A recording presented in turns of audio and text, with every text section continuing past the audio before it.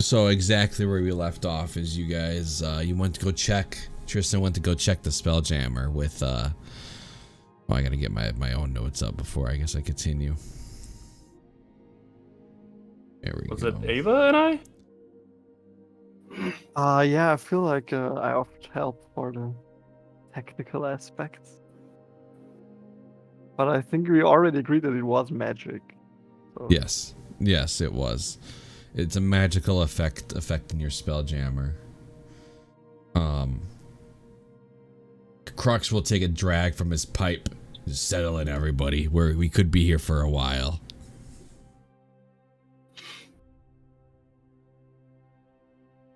The Spelljammer was checked by Tristan and Ava. Figured out there's nothing you guys could do. You did make a couple rolls to see how long it possibly might be. It wasn't enough.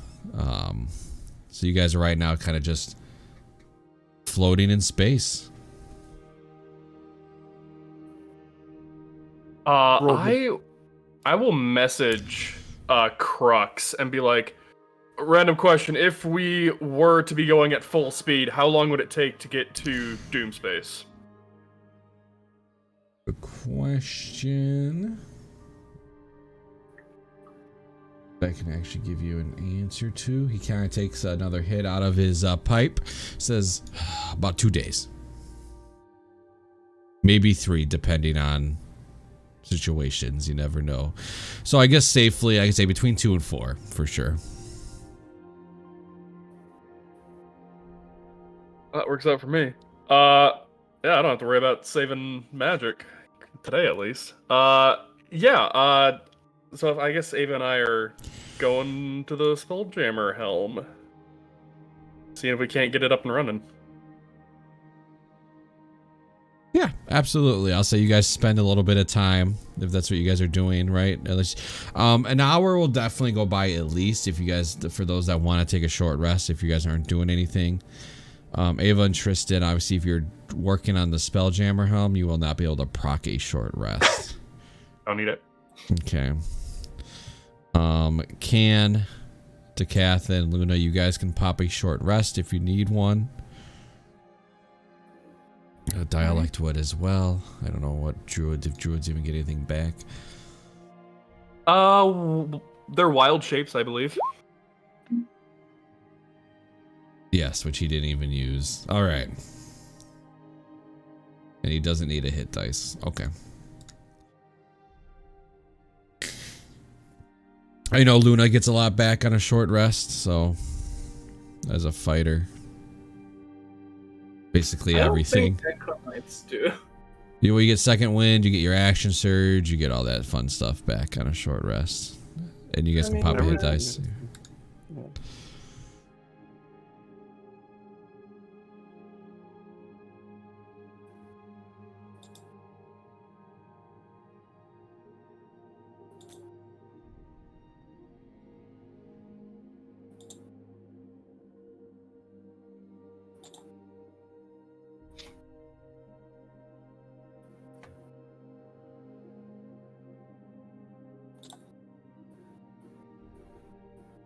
Do you have like any go ahead. idea on how you want to fix it, Tristan?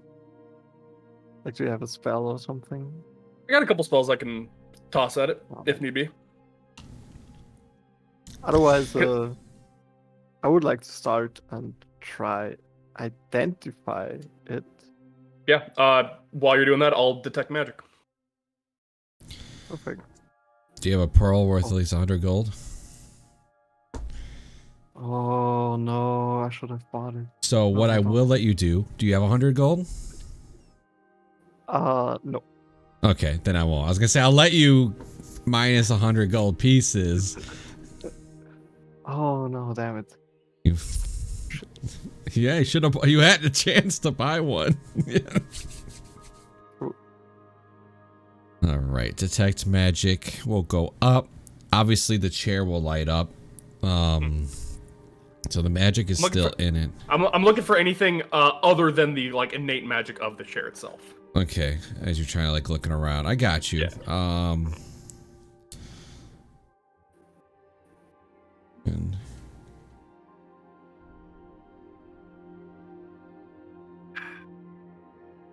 Okay, nothing will trigger that's obvious to you other than the obvious. Obviously, like you're saying, the things that are obviously magical to you. Nothing else is really triggering. But let me roll.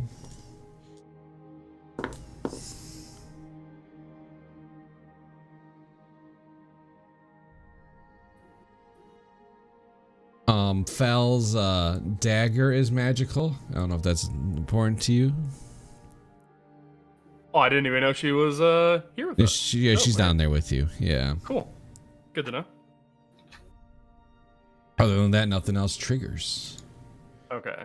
But while you guys are all, or in this hour of downtime, let me just see what Decatha, are you doing anything in particular?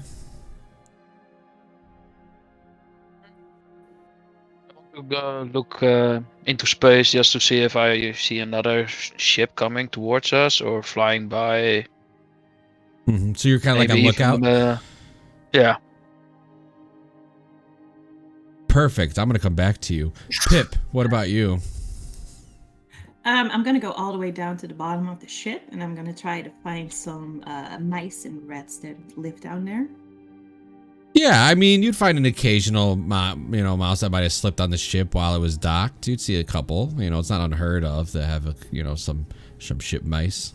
All right. So when I find a group of them, I will start playing my flute, and I want to try to entice them into my own rat and mice army. Okay, you're gonna have to make a flute check for me. Are you Can't be animal handling? Since I'm trying to entice them. All right, it'll be but I need to know how well you play the flute, though. All right, and how am I gonna roll that for you? Are you proficient in that object? You are funny. No, I'm not. All right, so roll me a d20 plus. I'll give you Dex. So roll your d20 plus Dex modifier. That would be a 3. So that's a 17. Yeah, you're playing it pretty good. Now you roll that animal handling check. Is it 10? Are you gonna be built for success? No. Oh, I could. Yeah. If you want to. D. We fully have somebody who can't just speak to animals, but that's all right. All right. I will let you roll a d4, and that's how many mice start following you. 1. You got 1 mouse. Oh, Yes. she has a familiar.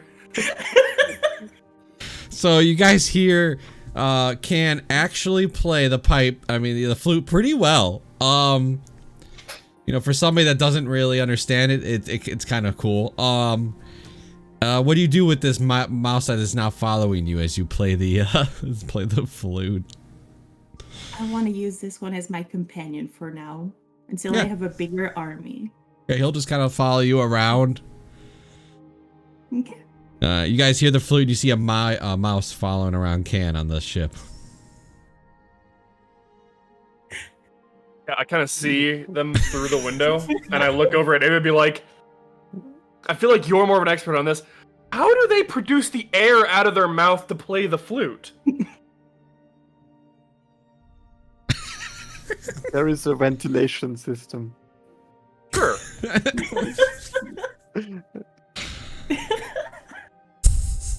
Luna, what are you doing in the downtime? Brooding that I didn't get to kill the ship. So you're kind of like just in the corner, arms crossed, obviously brooding. Not even arm crossed, I'm just a puddle. Just a puddle. Oh. All right, I'm gonna go back to Decath. You're sitting there, you kind of look out, an hour goes by, and you're kind of just dazing off, looking around, the space, the stars, whatever's around you. And then you hear this loud, just like noise come from behind you.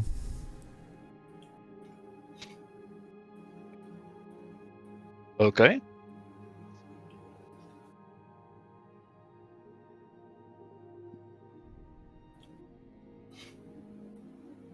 You see about 10 of these space whale creatures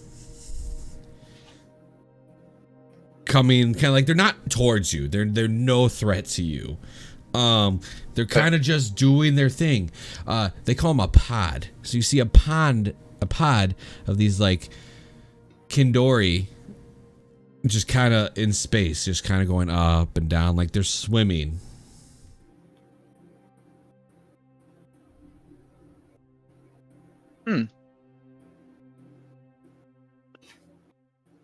I will just keep watching them. Memorized. I have never seen this before. Right, so everybody would also hear the of these like kind of like space whales, the Kindori.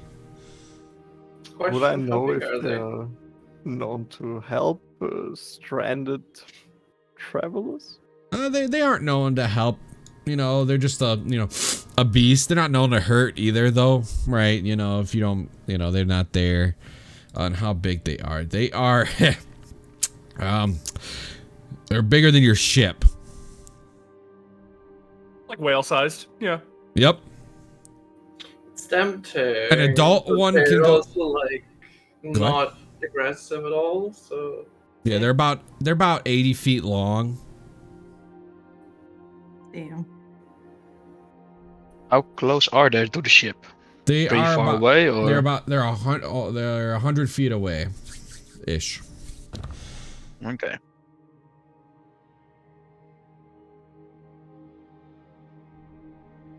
Anybody else want to do anything with these? Just Do I have the time to get all the way up there? yeah, absolutely. They don't swim very fast. Well, swim. You know what I mean. All right. Would I see them over the ship height, or am I too short for that? Because then I would have to ask the cat if I can climb on top of him.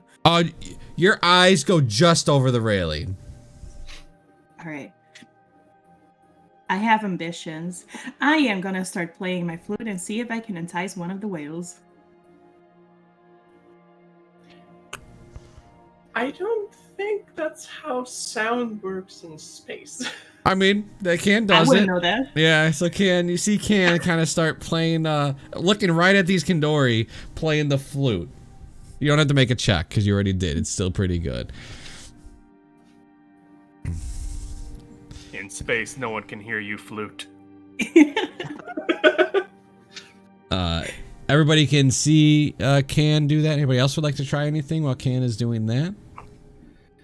Well, I'll do what I do whenever I see an animal that I haven't seen before. Just pull out my sketchbook. My little monster dictionary. Are Okay. the whales headed in the direction we want to head? Yes, they are. Well, I would ask Tristan, is there a way to hijack those whales?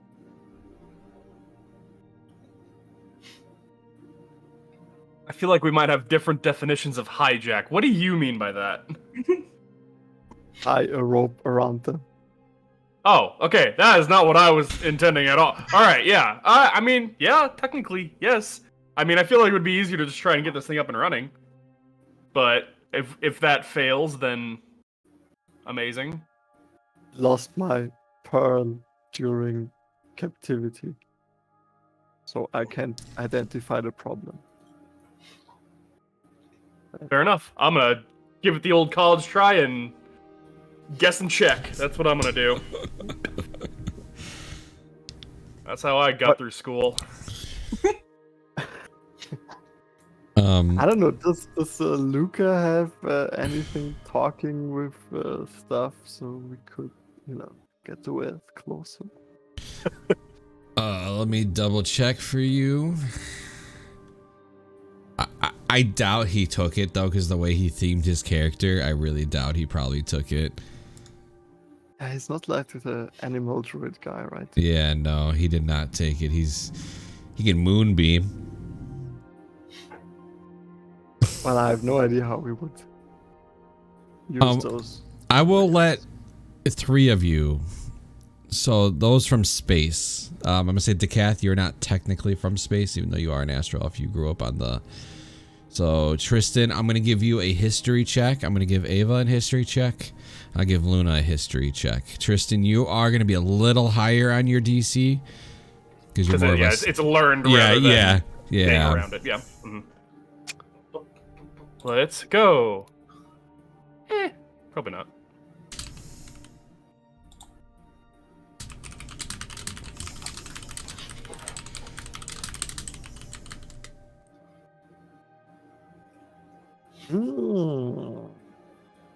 Well, I will share with Tristan as we are kind of watching the waves through the windows and working on the Spelljammer. If we want to attract them, we need light. That I can definitely do. That's easy. But I do want to try and get this up and running. Well, okay. Focus. Okay. I'm gonna give it one solid college try, and if that doesn't work, I'll go get the whales. All right, make me an Arcana check. Instead, would I be able to cast dispel magic on whatever's affecting it. You don't know what is affecting it though. I mean, you could try casting it on like the whole chair and see if you know what I mean, if it does, but you'd be casting it on the whole chair. Mm-hmm. You can't cast it on the whole chair. Okay. All right. It's down regardless, and if it doesn't work, then oh no. All right. So you still need to make me. Then you're gonna make me a charisma ability check for the disable. That's fantastic because I'm gonna cast enhance ability on myself first and give myself Eagle Splendor. I don't know what that is, but it sounds nice. I have advantage on all charisma checks, which does include dispel magic and counterspell and stuff, which is kind of all right. Yeah, go ahead. Yeah. Let's go. Charisma check. With advantage. No! Oh my god! Terrible! Oh! Yeah, I'm gonna say you don't even fully disable the chair because it is a DC 15. Yeah, it doesn't work. That's fair. No, I gave it my shot. Like, all right, good. Let's get some fucking whales. I have no idea how or I got ideas. to do when we attracted them. Crux takes a hit out of his pipe again, and he goes, "What a beautiful sight!" And he looks down to Pib. He goes, "I've learned you don't ask questions." Smart.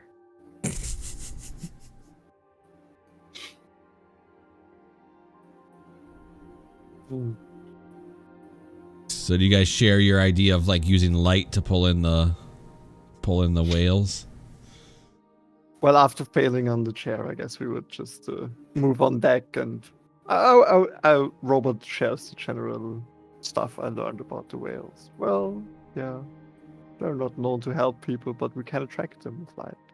Yeah, just chit-chatting. How much rope do we have? Probably a lot amongst you guys. But that's a good question to make sure you guys have that prepared if you guys are going to try to rope them if they get close. Don't want to figure that after, they get close. You like to know before they get close. I have 50 feet. Yeah, everybody has, and he also, Dialect also has 50 feet, so that's plenty of freaking rope. So we are 6 people. 300 feet, right? There's also rope on top of the deck too. Ships always have a lot of rope. Random question for people. Am I the only one who can conjure light, or is anyone else able to? Only like a small one. I have a lantern.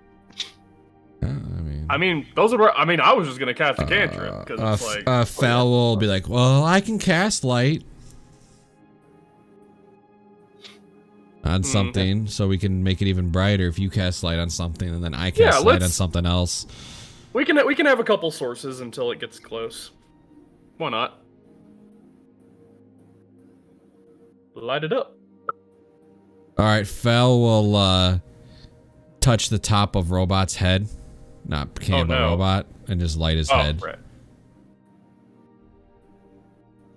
Well, okay. I light Robot too. Oh yeah, yes. So he's kind of like a beacon right now. Tristan, what are you lighting up? I'm throwing dancing lights up. I'm just kind of like having it like swirl. Oh, that's good. And like, yeah. Yeah, moving lights would probably be more attractive. Yeah, I was about to chuck Robot off the. Oh, yeah. Decath, you can just light the lantern as well then? Yeah. I mean, you might as well. You can like move it around a little bit as well. Yeah, just running around the ship. Yeah. Pib? I have nothing. Jerry brings you a match. I'll take it. Yeah. Luna, what about you? I'm not very good at doing lights. I'm good at arson. All right. Yeah, I mean, if you don't have anything, that's all right too.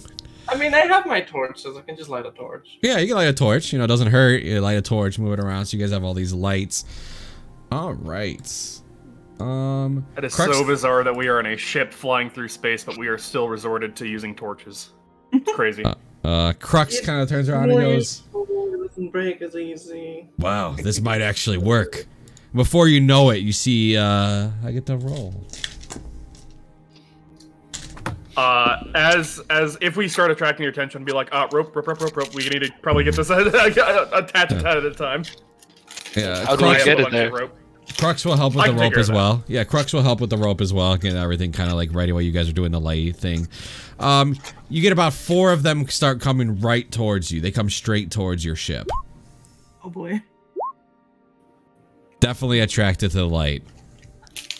Oh, sorry. I posted it. I just wanted to check it. It only has 30 feet. If one is in 30 feet, I would try to mage hand the rope around. Oh yeah, they're coming within at least 15 feet of you.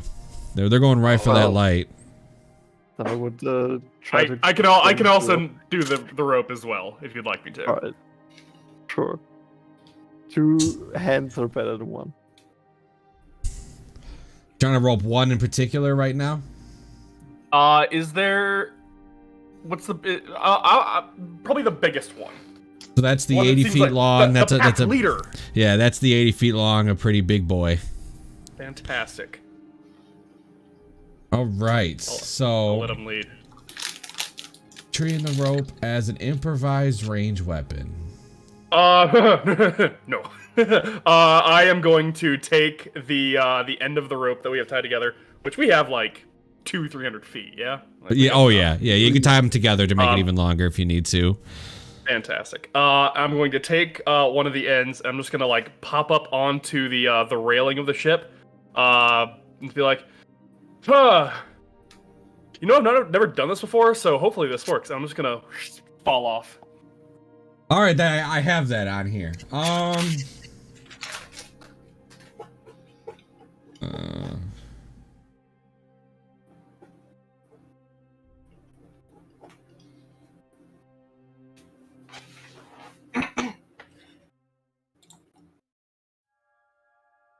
Okay, so you easily get to the back of it. Like you land on the back of this thing, but it is an athletics check to stay attached. Oh, it's below us. I thought it was like out No, above and like. well, out it's from 15 us. feet, so you could just quickly you can jump 15 feet off this ship to get on top of the. If that's Yeah, what you but wanted that's to gonna do. hurt. So I'm just gonna cast fly and call it a day. Oh yeah, that'll work. I'm a sorcerer, not like a barbarian or rogue. I'm gonna do things the easy way. Yeah, that's easy enough. You can just kind of jump off, cast fly, and then jump off and just kind of get to the back of this particular Kindori. All right, so to tie a rope, I need a intelligence sleight of hand check. It will tie. This is how well you tie it. Okay. Intelligence sleight of hand? Yes, sir. It's in the DM's book. I learned about this. Okay. That's how you tell how well a knot is done. Fair enough. I should do have have done it. proficiency, so that's fine, but I don't have great intelligence, so let me get my dice roller. +3. Let's go. So the way this rule works, as to educate all you guys, is the reason you're rolling a sleight of hand. This is what the DC is now for anybody to break out of it or to unknot it. This is just determining how well the knot is. So a 10, it's decent. I mean, 10's actually like an average tie. So you're able to get you do have it tied. It hasn't really reacted about you because I imagine you just fly around it with the rope. Yeah. Yeah. Exactly. You know, get to the top, tie the knot, secure it. You have it tied. I'm not used to wrangling critters. You guys see Tristan kind of just flying around in space in a circular around this Kindori. It is tied. On the deck, we would tie the rope onto the tree, I guess.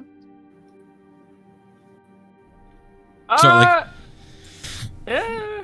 There's Wouldn't so it make the most sense on Maybe both maybe the sides of maybe the ship? front of the ship. Well, Yeah. but there is a lot of force at hand.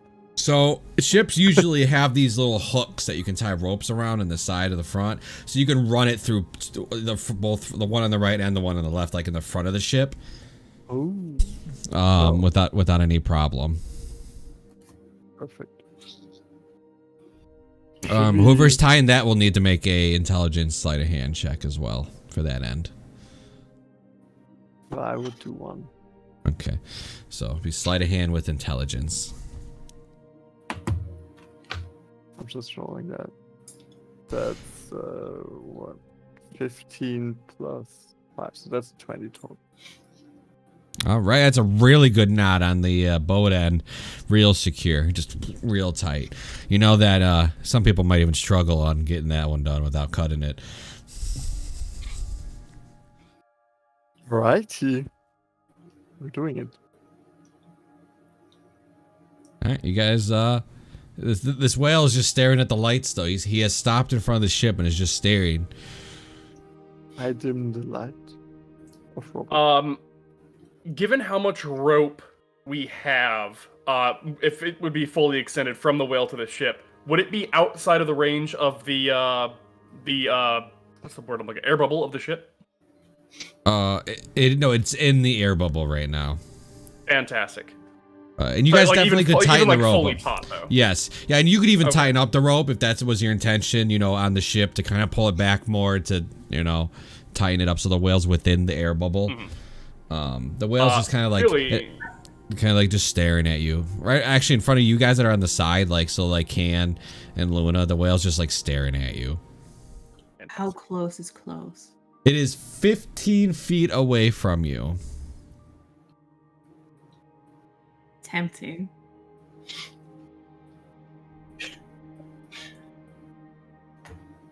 I'm gonna just grab onto the rope attached to the whale and just give everyone a thumbs up. I look at the cat because I'm assuming he's still next to me. Yep. Wouldn't it be cool to ride a space whale? Yes, absolutely. Logistics don't make sense, though. How am I ever going back? What if they're going to swim away while you guys are caught up? Well, we have enough rope, so you can tie yourself around yourself and then onto the ship. So if they fly off and you're still on it, you can come back. I knew I like you. You entertain my crazy ideas. To be honest, I was thinking the same thing. Can you even breathe out there? Can you breathe in space? As long as he stays in the air bubble, yes. It won't. Then I will not do it. Just the one that's tied right now. Yeah. The one that is tied will be in the air bubble because you guys can choose how much free rope it has, so you can make sure that it's still within the ship's air bubble. And the ship's air bubble is bigger than you think. I think it's like 200 plus. Oh shit! Okay. Feet from the center of the boat. Yeah. So you want to kind of like jump onto the can? Yeah. It's gonna be an athletics because you can't fly. I'm gonna chuck her. You're gonna chuck Can on top of the whale? Uh-huh. All right, the cat you're coming with. Well, the cat can't get chucked. Time for an adventure. Before I jump, I will tie myself up, just like I said. Can obviously didn't really care about being tied up, obviously. So, all right. So I'll have Luna and Can, both of you roll athletics, and because of Luna tossing you, you get to take the higher number. So you both have advantage, and you just take the higher number. Oh no, you both have advantage. Okay. Oh come on, Luna. Okay. Good number. Okay. Oh. I was like, this is a shit roll. I mean, you're both good at it too. So what are the odds? You know, like. Yeah, so as Tristan's hanging on to this rope, you just see Can just go flying towards you. Ken, you can easily grab a hold of the rope, kind of like where Tristan is, and get on top of the whale as you kind of go by him. Like you grab a hold of this other rope as well. I'll give a little wave, and it can go. The Kath, are you wanting on? Yeah. I want to double check my knots before I jump. All right, make me an intelligence sleight of hand check. So you can roll a d20 plus intelligence modifier plus proficiency, because I know you're proficient in sleight of hand. Okay. So that's a d20 then? Yeah, d20 plus or minus your intelligence. I don't know. That's a +1 then. Yeah, so roll a d20 plus 1, and then we can just add your proficiency after you roll it.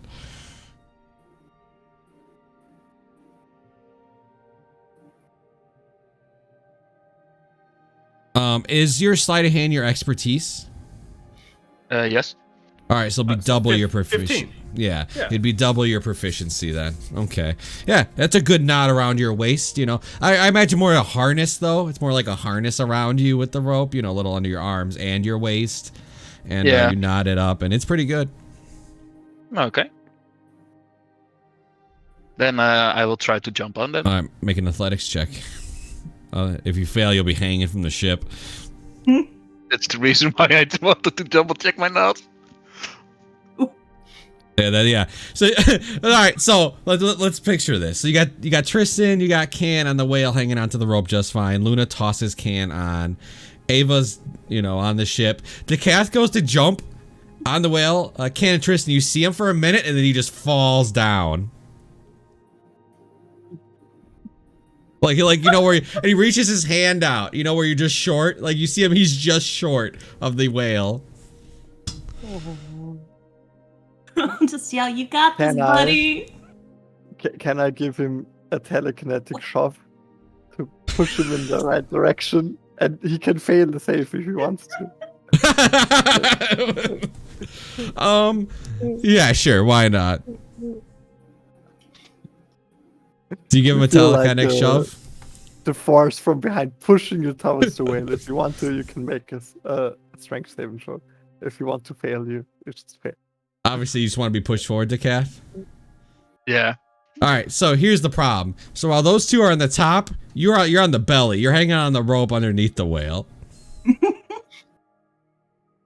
Oh man. And then the whale starts to move. Perfect. So he can climb his way up, right? Huh? He can climb his way up, right? I mean, he can attempt to. I mean, it's still. I want to try it. I don't want to be on the belly of the. You can use acrobatics for this. Okay. That's a lot better.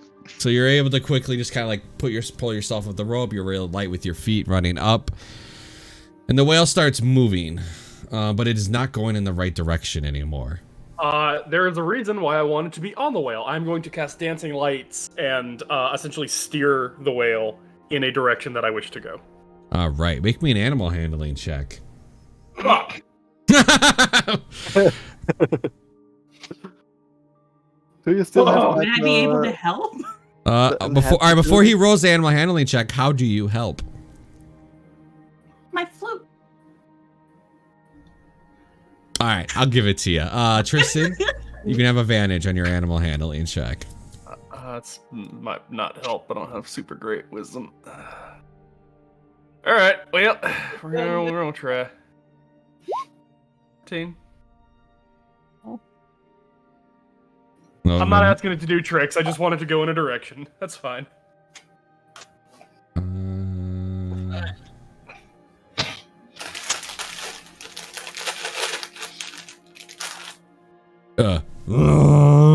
It's kind of going towards your light, but not at the straight angle you want it to. So it's going somewhat in that direction, but not exactly the direction you need to go in. But it could be worse. I'll take it. Getting closer. That's what I'm going for. Enough. And the whale starts pulling the ship. But so as the whale goes to pull the ship, there is something you guys didn't think about that are on board. It's a 0 to like sudden movement. I need you guys to And make it's a me. full from a side, so this is gonna be a fucking yank. I need you guys, since you guys are on deck, Ava, Luna, and Robot, to make me a dexterity saving throw. Oof. Oh no. Not good. Do I have to? I'm kind of stuck to the ground. I still gotta make that. Damn. I'm doing one for Robot. Ooh. I hope Robot just gets sent off in space. Well, No. wouldn't Pip have? Thanks. Pip would have advantage on that, yeah. Who would have advantage? Pip? Oh no, you Oh know. no, that was Ava who rolled. That was my bad. Yeah. You guys don't need the rollies. You guys are attached by you're holding onto the rope. Cool. Yeah, just deck save. 13 for Robot, 5 for me. All right, so the save was 12. So Ava, you get sent off the when it starts going off, you kind of like go backwards, and you're slightly off the ship on the back end. Oh, I'm still on the ship. Yeah, but you're hanging on to like the back, you know. Okay, got Yeah. that. Yeah. As the Kindori then is taking off. Sort of in the general right direction. Robot is like, Captain Crux, go help her. Yeah, Crux will go ahead and obviously, and Fel would actually try to help you back up. Thank you. All right. Yeah. So it'll be about. Oh, that's not the one I wanted. Not this one.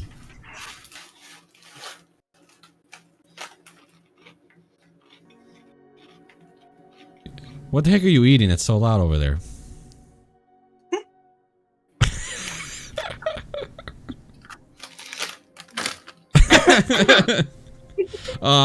Yeah, so in about an hour goes by. You guys can attempt the animal handling check again to try to get this whale exactly on track. Oh man, if only we had a druid or something. He's giving you a thumbs up from the boat. Gee, thanks. Thank you. I feel like you Yeah. got it there even. Slightly better. No, 15's the DC. Oh!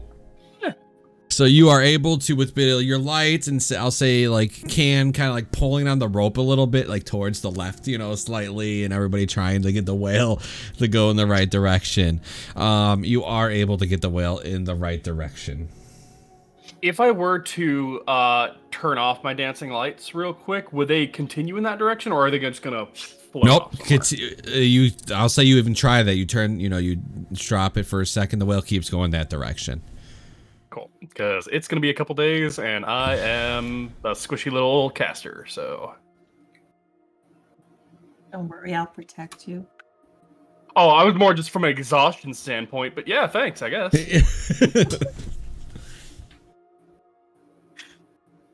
All right. The only issue is those on the whale cannot long rest, obviously. So as time goes by, you guys are going to have to figure out how you guys want to rotate that. Because you probably want somebody on the whale, at least one person, just in case. Mm. Or nobody. It's up to you guys. Can I use my trance for this? You can trance, but you can't trance on the whale. Okay. Because you're actively grabbing onto the rope or you're latched in. There's no way, and with the whale going out, there's no way you're going to be able to successfully sleep on top of this whale. Yeah, okay. It's easy to get back to the ship because since the whale's in front, you can just jump behind it, and with since it's moving forward, there's no way you're gonna not land on the ship. I mean, we can just take turns.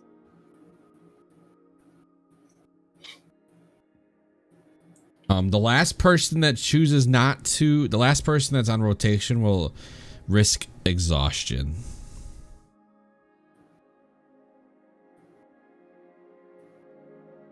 I got this. I'll go last. If it's cool with you, if I head back and like get some rest, get my magic back up, I can just swap back, pick you up, drop you back off, and we can just do it like that. I'm out of magic to cast that high of a spell, but yeah, I'm good. Okay. Take one for the team, Can. Okay, so obviously time goes by. Tristan jumps back. Kath obviously will jump back to the ship as well. Without it, or fly, Tristan. Yeah, right. Without any problem, you guys are back on. You see Crux is just sitting there smoking his pipe. He's like, wow, what a sight to see. This is the adventure that I was hoping to have. Ship being pulled by a whale. Steered by a little... That was not on my bingo card. Yeah, steered by a little can. Yeah. I just... Like from the Titanic scene where he's in the front and he does that. I want to do that too, on top of the whale. Put your arms out. Yeah. Yeah! Okay. You do so, no problem. The whale doesn't... but you guys do realize behind you, the other 9 whales are following you. Okay. We are one of them. Yeah, go ahead, Kath. Before I jump off, I want to check the knot if it is still okay. Yeah, Just the knot in is. Yeah, the knot is fine as long as nobody tries to go and like cut it. You know, sabotage. Okay. All right. Looks like the work of somebody who doesn't know how to do a ton of knots. Yeah, instead of one real good knot, it's got all like weird loops in it, but there's so many loops that there's so many knots. If you can't tie a knot, tie a lot. Yeah, exactly. All right, so everybody other than can proc a long rest. Whoa. All right, Can. I get to choose new spells. All right, Can. So, to beat exhaustion, you need to roll me a Constitution saving throw. The DC is 15. Oh, we picked the right person for that. Got it. Yeah, so for this first day, you do beat the exhaustion. You don't get the long rest, right, quite yet, because you'll be doing it after them. But, yeah, you don't get exhausted. Your backup battery kicks on. Nice. So your backup battery kicks on it's an iffy thing at best. It functions only, 22% of the time. It's not Duracell. Yeah, it's not Energizer. There's no bunny. Oh, that's what it is, yeah. There's no bunny. While we're kind of like resting up and just kind of like doing whatever, would I be able to talk to Crux? Absolutely. I was gonna roll it, but we can. You want one talk? Let's go for it. Go ahead. So Crux is, whenever you see him, he's usually just like behind the wheel, looking around, smoking his pipe. You can see Flinch is going around, just doing little bits, like working little, whatever he's doing around on the crew. And Fal is absolutely doing nothing that she doesn't need to do. I need a second, sorry. God damn it. Commodore, do you mind if I have a moment of your time? Yeah, of course. We have nothing but time, right now. You're not wrong.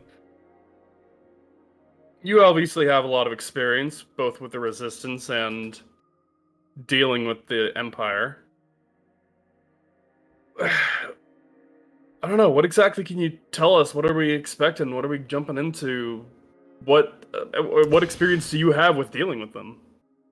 When you mention him being in the Resistance, you can see his face kind of become a bit of trauma, right? You can tell he's remembering something he probably doesn't want to.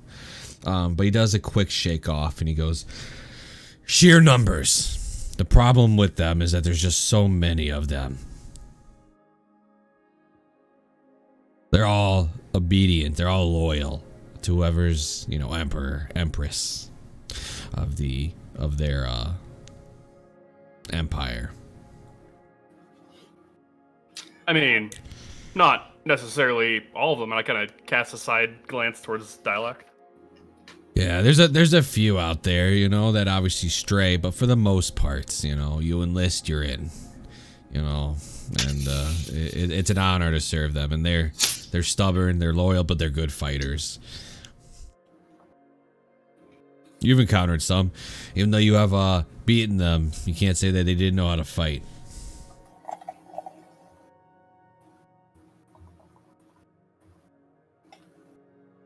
You're gonna have to go to the heart of it, is my guess. That's why we're gonna go to who I think we need to see. Get some knowledge, try to find some people that are on the same side of us, and go from there.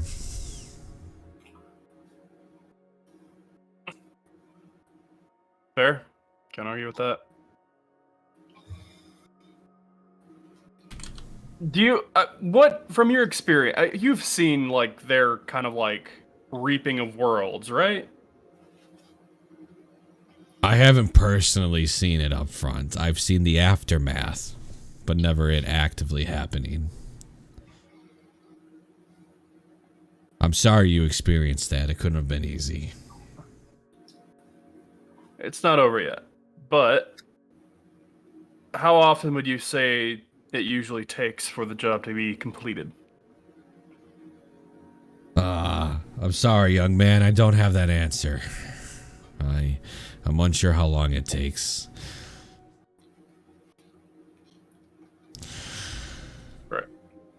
But you have my word. We'll do this as fast as possible.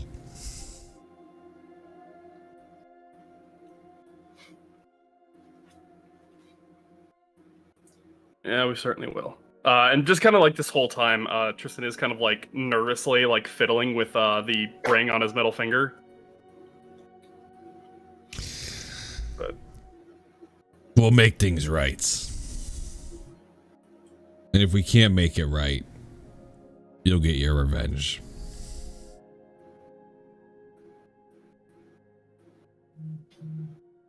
I don't care about revenge, surprisingly enough. But there are people that I need kept alive. Well, I can tell you have my full support. I'll do everything in my power. You got my ship, my crew, you know, my guns.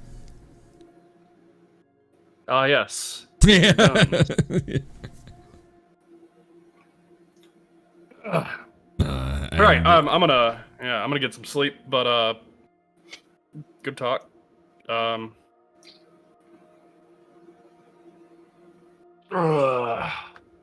He takes another hit out of his pipe. You need something to help you sleep? I'm good. That's well. Sleep well. We don't know what we'll encounter tomorrow. Given our luck, probably the worst possible scenario.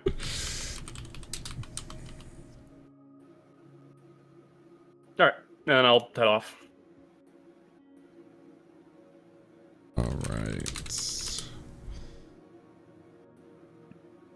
All right, so it's gonna be Can and Ava.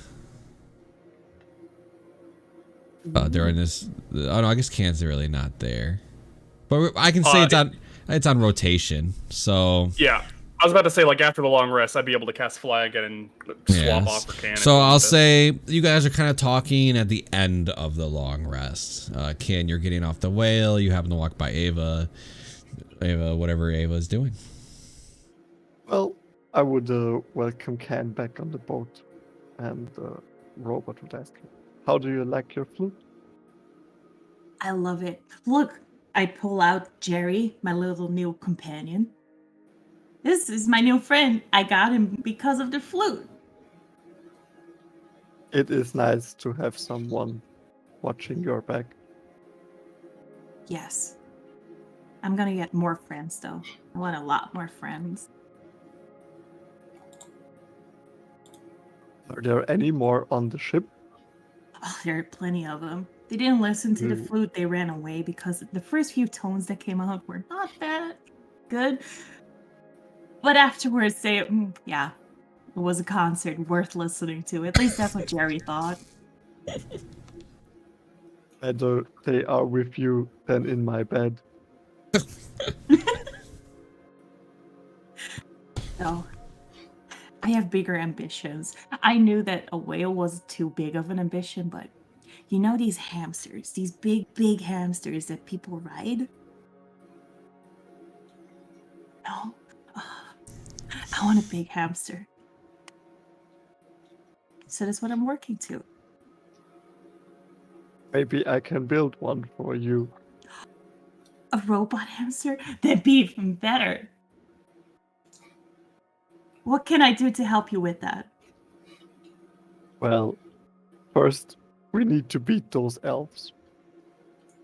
Easy. After we are retired, we can build a workshop. I always dreamt of that. That'd be cool. Yes. Can I be your apprentice? Of course you can. Yes. A robot making robots. I like that. I've seen that movie. I was about to say, this is Ultron all over again.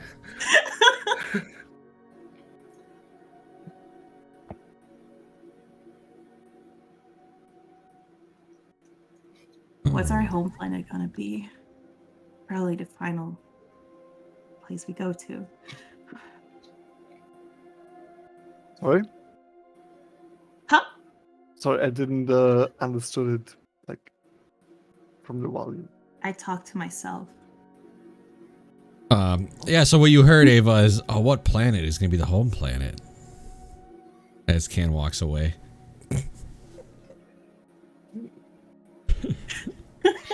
I reflect on that. Yeah, for a second, yeah. Hope. Well, I wave you. Good night. Recharge those batteries. Oh, right. I'll find my charging port somewhere. Okay, you just sit down. Boop. Yep. All right, so another 8 hours will go by. So just for the heck of it, Can go ahead and you can long rest. Tristan, you feel a power surge come from the Spelljammer.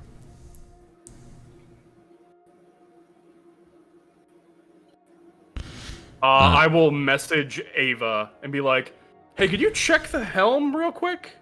Yes, that's what I wanted to do. I ran down the deck. Yep. Yeah, the chair's all lit up now. I wouldn't be able to tell if it's normally like that, if it's working. Properly or... You can literally attune to it. You can literally touch it and see if it's active. You are a spellcaster. Well, remember, attuning to the just chair first. is literally instant, and you can drop it instant. There's no like no rules set to edit it or anything. But you know, I'm just careful with all the jamming and stuff. Maybe there's still some bad magic, but I'll try it. I'll just try to attune to it and. Yeah, so you Get just the touch it. You know, you close your eyes, and suddenly you feel like you're one with the ship. And yes, it is working. You can suddenly steer the ship. I unattune again. Okay. Run up to the deck, tell Tristan, but let Robot tell him it's working again. I think we don't need the whales anymore.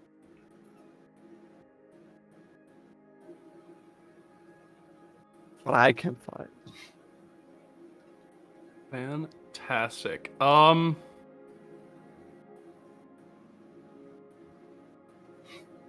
don't know, because Can really wanted a whale.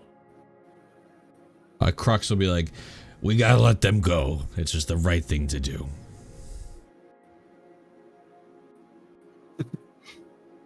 We already strayed it off its path. We already tied it up and used it to tow our ship. We should just, once you're off, cut the rope and let it go back on its path. What about a little one? They don't need that. I wouldn't take one of the little ones. You won't be very happy with the results. Yeah, I will undo the knot I did on the rope, and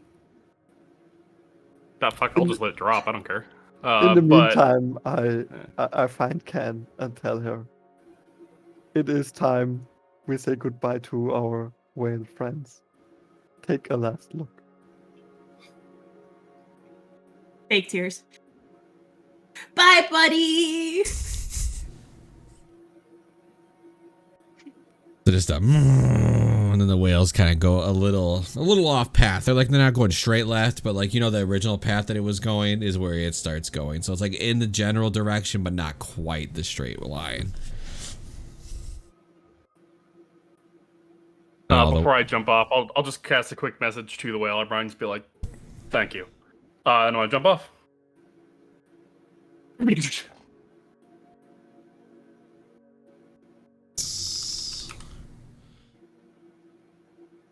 Oh, I gotta work out more. Fuck. Tristan, when you say thank you, you hear "You're welcome." Oh fuck! I didn't know it could speak common. That's weird. All right, I'm not gonna question that.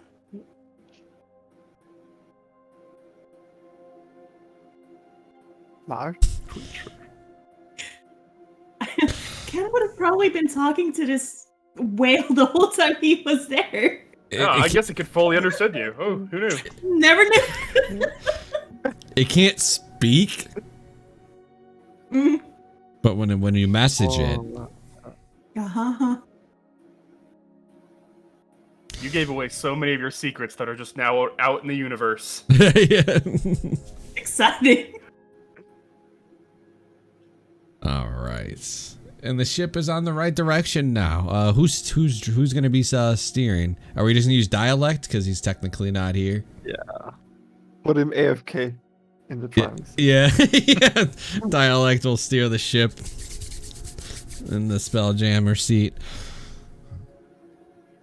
All right, that'll work.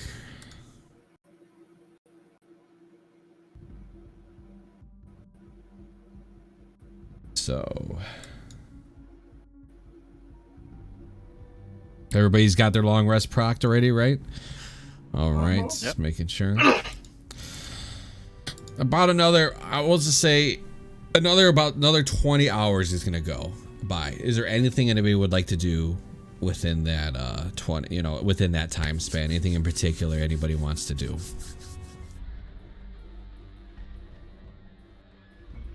I think the last time I started working on getting the ship up to full speed again, doing some repairs. Could I continue with that? Absolutely.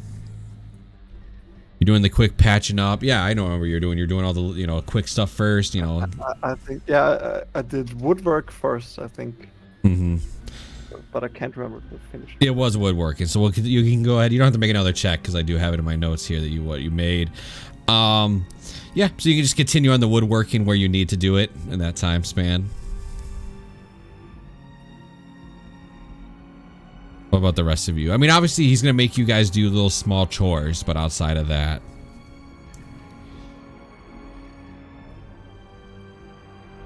nothing. All right.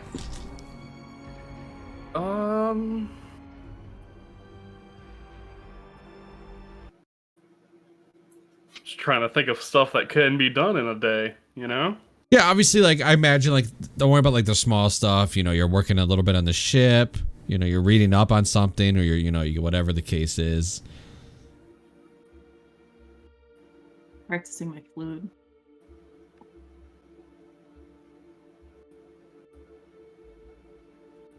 You know what? On that flute, Ava, just for the heck of it, make me an Arcana check. Arcana, sure. Can do that. 16. As Can is playing this flute, you realize you may have made something better than you thought. With 16, can I tell if it's the material that I used? Because we used the twig of the tree. Yes, yes, it is that. It is. The flute is magical in some form of way. That would explain the no breath coming out. It's not a flute. It's a synthesizer. Oh.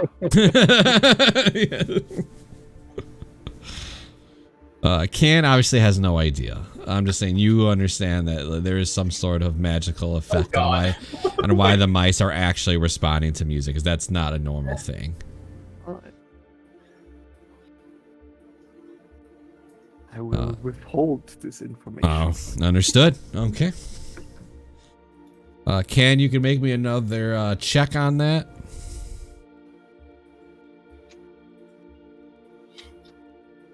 Get big money. Get that proficiency. Oh, never mind. It's 8 plus. 11. You don't have 8 plus proficiency 3. in it. Yeah, you don't have proficiency in the flute. It's my dex. Okay, so 11. And then build for success. 12.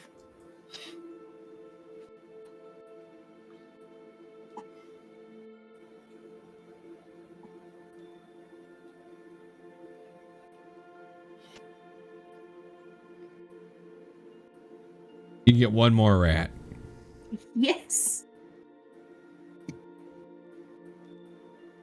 And he brings you a present. He brings you crumbs from Tristan's meal. I thank you. I put the crumbs with the other crumbs in my pocket. Where Jerry and now. All right. Can Ironically, Tom. All right, I know it's gonna be hard for you. Roll me an intelligence check. If you roll higher than a 14, you can gain proficiency in wind tools and wind instruments. Get it. No modifiers allowed. You can't use any modifiers on these because it's a learning. I can't do both for success? No, you cannot. Damn. Once per day that you play this. Go ahead. Can I do a little fucking jiggy? Just a little dance to motivate her to learn better. The motivator? Uh-huh. I mean, yeah, it doesn't help her, but she, maybe mentally. Luna does a little jig to your flute playing. I'm motivated to practice every day. So what I'll do is I'll allow it once per day. If you beat this, you will learn what exactly you can do with that flute. Okay, once per day. And how high do I have to roll? It's gonna be 14. No modifiers allowed, meaning like nobody else can edit your learning with like built of success or guidance. None of that. All right. All right. Anybody else doing anything other than Luna dancing to Can's flute playing? Tristan just kind of like when he isn't like busy like doing like chores or what have you, just on his off time, he'll be using like prestidigitation and stuff, to essentially like make arcane runes just like out in front of him, just like illusions of them, just to kind of like fiddle and like mess with them, just to be like what I can do with the magic, because he has no idea how magic works. He just has it, so he's just gonna like figure out like what exactly he can do with what he has, and see if he can't come up with some bigger and badder stuff. All right, I like that. Roll me a charisma check. If you roll higher than an 18, you'll be surprised. It's a high roll, I know, but we'll see what happens. I get. 14. Yeah. All right, so you're practicing and you're getting better at it, as you're doing the ruins and seeing what you possibly can do, right? So I know what you're doing. You're doing one ruin and then you're doing a bigger ruin, and then you're messing around with like what you can do with your magic. It is a good time to mention I am allowing like those two to learn something. If you guys do want to learn something with your character, a chance to learn something with your guys' characters, it's always a good time for that. One could argue I'm using the woodworking tools as I repair the ship. Are you proficient in them normally, or are you only proficient in them because they're your tools of quote-unquote choice? I'm not sure how artificers work. I'm only proficient in the thieves' tools and tinkerers' tools and smith tools. So, okay. Woodworking. I'll give it to you. Go ahead and make me a wisdom check. Just straight up wisdom, right? Yep, just straight wisdom. Oh. I mean, you're not doing bad, but that was just you like naturally learning to get proficient in those tools like on naturally. Yeah, you're fine with them. Like you're fine with tools, but you're not naturally learning anything quite yet. I'm never doing woodworking again. Yes. What about you, Decath? Anything? I was wondering if you can learn from other players or people. Depending what it is, absolutely. Well, I'm looking at my thieves tools, but my proficiency is already expertise, so I cannot really grow in there. No, you can't. I mean, if you're proficient in thieves tools, you're not going to get better in thieves tools. You already know how to use them really well. Yeah. So I was thinking about trying to learn to cook. And Okay, I know that Ken cooked for us. I will let you know you cannot learn how to cook from Can because Can's not proficient in cooking. Okay. So what you can learn, that's a good question. So what you can learn from other players is something they're proficient in. You can attempt to learn a language from another player. You can attempt proficiency in a tool or a weapon. I was about to say, we have a dude who shoots guns for a living. You know, that's always somebody that you can attempt to learn. Yes, that's so you can learn like a weapon, you can learn a language or something they're proficient in. The only thing is skills are hard and spells are harder than normal. It's like learning a spell is going to be a harder check, and learning like history, for example, takes a lot longer to get like proficient in a skill. Tools, weapons, languages are a little more lenient.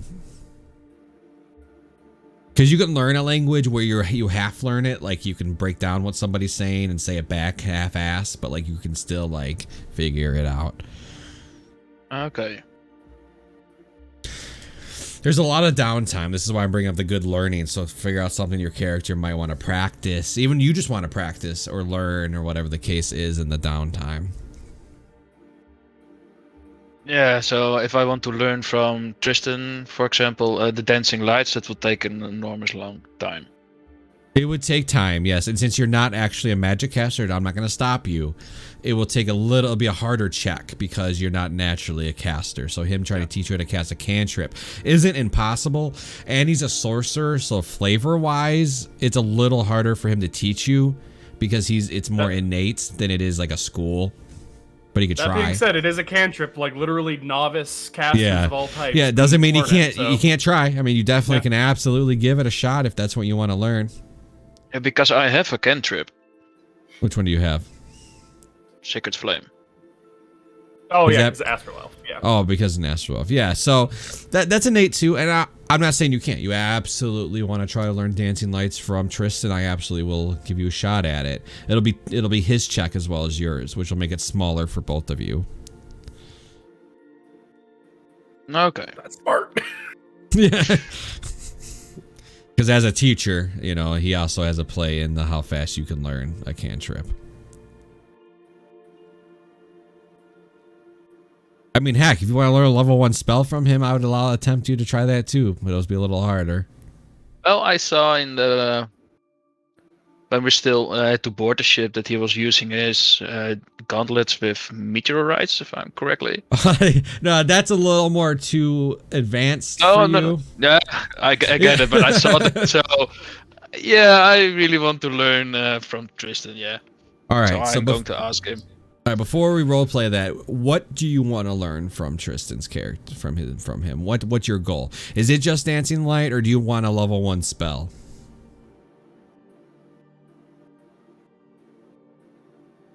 Question. I assume I can only teach him the stuff that I know. Yeah? Yes, absolutely. So once he decides what kind of spell slot he's looking for, then I can let you guys talk amongst each other, roleplay wise, to figure out what you want to teach him. You could still learn a level 1 spell, it'd just be a little harder, a little longer, but it can happen. There's only one particular one I'm not going to let you learn. Oh, I think I already know what it is. Is it the wire? My bad. Silvery barbs. I don't mind he has it. I definitely don't want 2 players having it. Just fuck with everybody around us. So what do you want, Dekith? You can also learn a language. Take a minute if you want. You know, kind of think about it.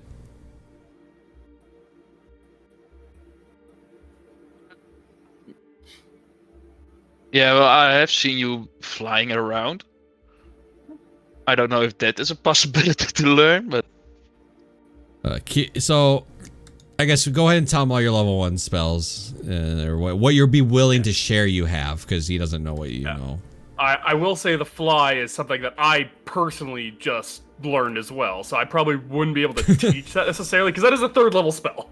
Okay, I didn't know that. Yeah. Yes, fly is a 3rd level. But as for 1st level that I could offer you, alarm, detect magic, protection from evil and good, and shield.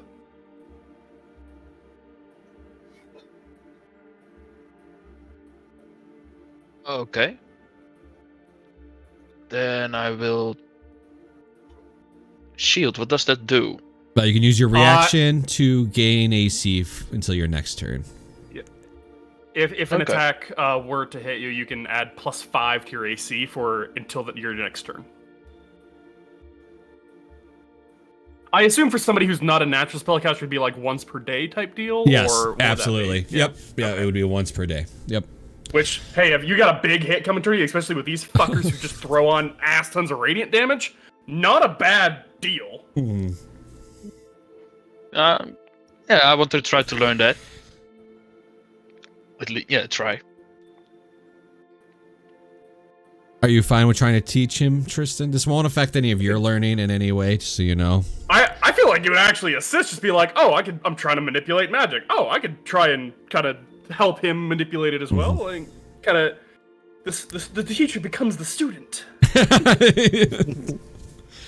All right. So obviously the issue here is Tristan and Dikath. It's going to be intelligence, obviously, for learning a spell in a study form away. Tristan obviously gets a charisma check as he's embracing himself, but as he's trying to teach you, it's going to be intelligence out of Tristan. It's most likely intelligence for most things that you learn. That's, you know, this kind of base. Yeah. But if you guys wish, go ahead and both of you can roll me. Before, is that what you want, Dikath? I want to learn a shield, yes. All right, both of you can roll me intelligence, please. See where we sit. Oh boy. Nope. It's the first lesson. I'm not very smart. Neither of us really are. But it's the first lesson, so you know you're just teaching them how you're still learning yourself how you do magic. So, you know. Yeah, I was about to say there's probably a bridge that we're gonna have to cross eventually, because he's more psionics, I'm more like fully arcane. So it's just like once we find that meeting point. But until then, it's gonna be a weird learning curve. Yeah, but you guys sit down and you discuss magic, or Tristan discusses how he knows magic and how you know magic, you know, and you know you guys share your words and you know a bit of a learning phase. Yeah. I don't know what dialect would like to learn. I'll talk to him next time. Give him an extra roll next session. I can only imagine that any like wizard or like learned spellcaster who's listening to me try to explain it is having an aneurysm. Be like, it's more just like how this is how it feels when I cast. And be like, oh, there's ways to cast. Fucking sorcerers. While you guys are actually discussing that, Fel will kind of like sit next to you guys and kind of like study too. Like she's not participating as she is just like listening in on the study. Because you did see Fel cast light, if you remember. So she is a magic caster. She's a spelljammer, so I could. Yeah. So she's kind of like just listening in on the conversation. And maybe she'll be able to help you out later. All right, that's about that. So, the time goes by, everybody's doing their thing, doing the chores, taking time to try to learn a skill or, expertise. I guess Luna, did you want to learn anything? I forgot you. You're so quiet. I don't know what I could learn that would be useful, because... it doesn't have to be useful. It could be flavorful, whatever you'd like. I mean, Can's literally learning how to handle rats. I mean... My character's not exactly the most...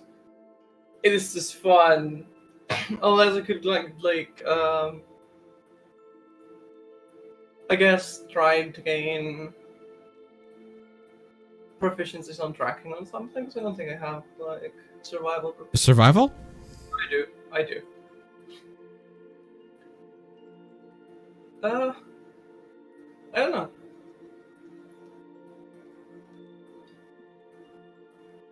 I right. have Well, no idea. if you think of something, come back to me, and I'll let you roll on it. Yeah.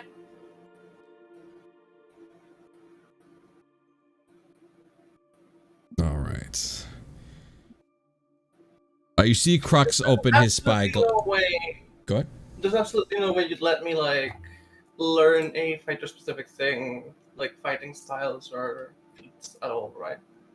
I wouldn't let you learn a fight style, but I would let you potentially learn a maneuver. That useful. So if you want to look at the battle master and see if there's a particular maneuver you'd like to start studying, I think fighters should have maneuvers anyway. So, you could particularly take a look at the battle master's maneuvers, and then when there's one that stands out to you that you like, you can start like kind of like practicing it. It's how I imagine a fighter would practice in their downtime, like swinging their sword, doing, moving around with it, trying to. So yes, I will let you attempt to learn a maneuver if that's what you want. That would be nice, yeah. Maybe I can get you. You can get a Luna can special where you toss her, toss can like a cannonball. I don't know. That'd be fun. Thrown weapon proficiency. Yeah, I can. Yeah. Improvised weapons. All right. When you figure it out, just whisper it to me, or just type it in chat. Everybody knows. You can just type the maneuver you want in chat, and we'll go from there. Crux, you see him kind of open his spyglass, and he looks in. A crooked tower perches atop a small asteroid surrounded by a cloud of twinkling cosmic dust. And through the spyglass, Crux examines the rock upon the tower stands, and you can see a broken down wooden pier that juts from one side of this asteroid. Mr. Flinch, ready the jolly. You can see Flinch, you go, yeah, Captain, and he starts getting ready the jolly for you. And the jolly is that little boat that you guys can take over there. Flinch is like getting it pulled up. He's dusting it off, making sure there's no holes, making sure everything's just kind of like intact on this thing real quick.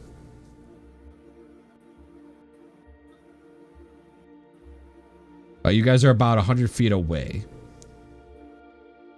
I'm just enough to be in the gravity plane of the asteroid. So the asteroid's making enough gravity where the boat's just inside of it. And he goes, Flinch, lower. Big bluster, please. And that's the second jolly.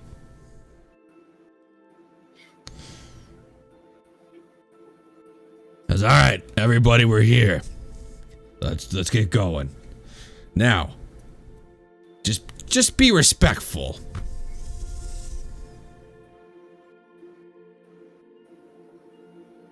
About?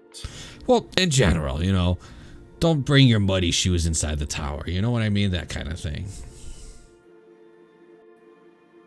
Has any of us encountered mud in the last 48 hours? It's just an example. Oh, sure. I mean, I hope you don't have any mud or anything in your news. I'd be genuinely. We've been on this ship this entire time. I'd be kind of surprised if we did. When was the last time you two talked? I don't time's just, it's a, time is weird, sometimes out here in space, but it's been a little bit. Is it an ex-lover?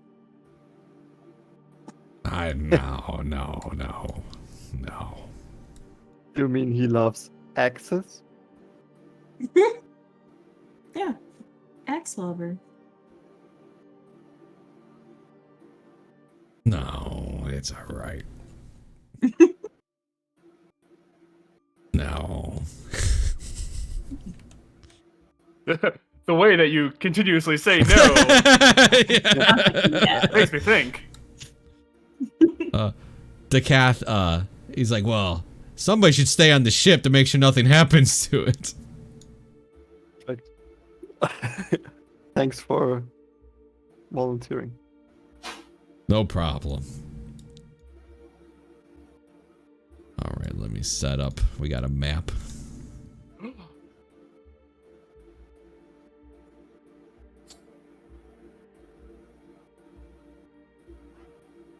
And I think I'm missing somebody. Who am I missing?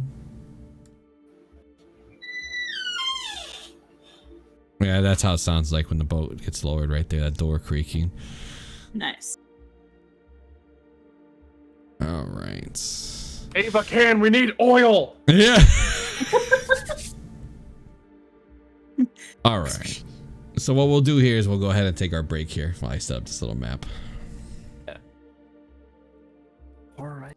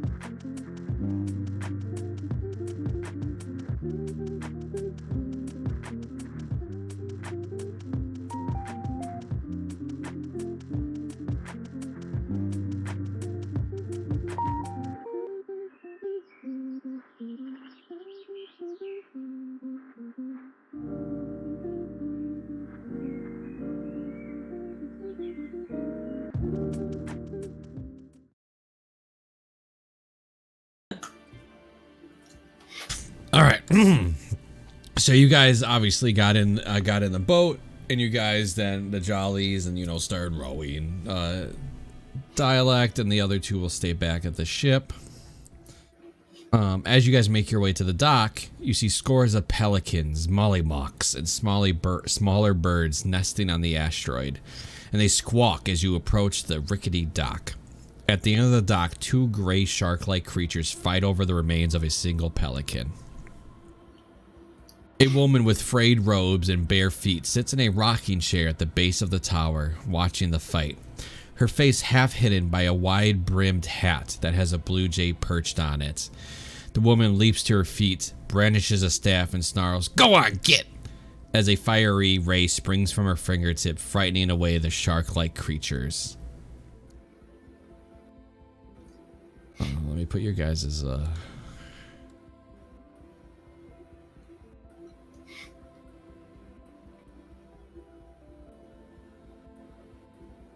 I just want to do this because I got him. Yeah. Yeah. Oh.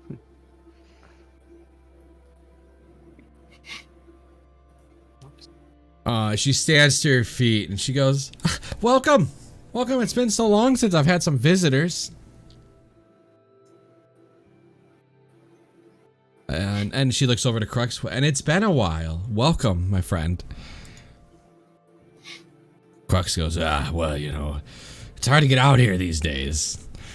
These are my comrades, and he'll kind of push his arm to you guys to let you guys introduce yourselves.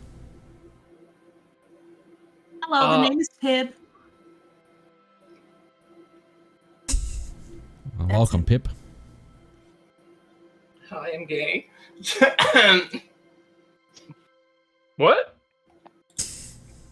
Nothing.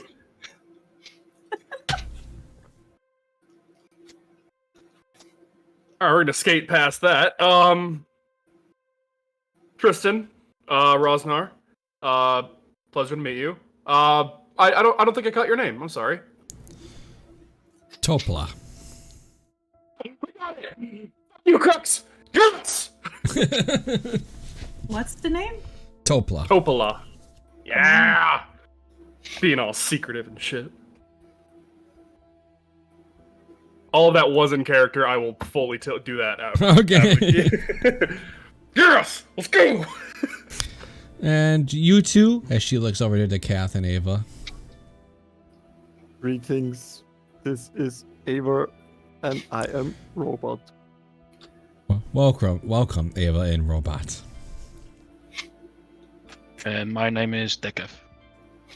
Well, welcome to Kath, and Link, welcome to my tower. I don't know what brings you guys here, but before anything, let me give you a tour of my home. I mean, yeah? Yeah.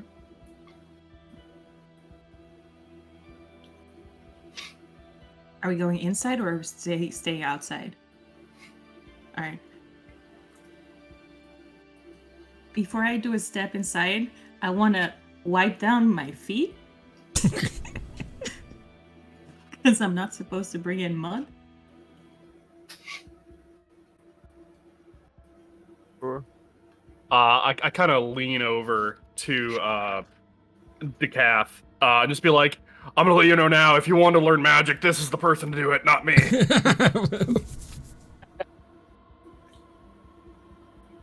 Okay. So as you guys step in, 4 ringed, shaped garden terraces line the walls of this chamber. The gardens are vertically spaced every 10 feet and brimming with fruits, vegetables, and golden wheat. 4 mechanical gnomes wearing harnesses tend to the plants. The harnesses are attached to ropes that loop around pulleys that are attached to the ceiling, enabling the gnomes to hoist themselves into the air to move from one plot to the other. Yes, most of my substance comes from these gardens. I get regular deliveries of fresh soil from the Dohar merchants, and they get homegrown food and birds' eggs in return.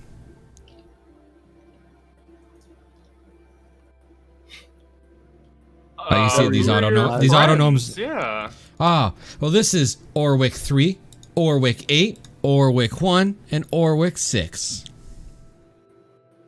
8, 6, 1 and 1, 8, 3, and 6.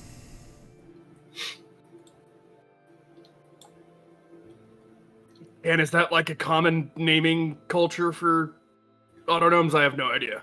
Yes, they don't typically get named anything that crazy.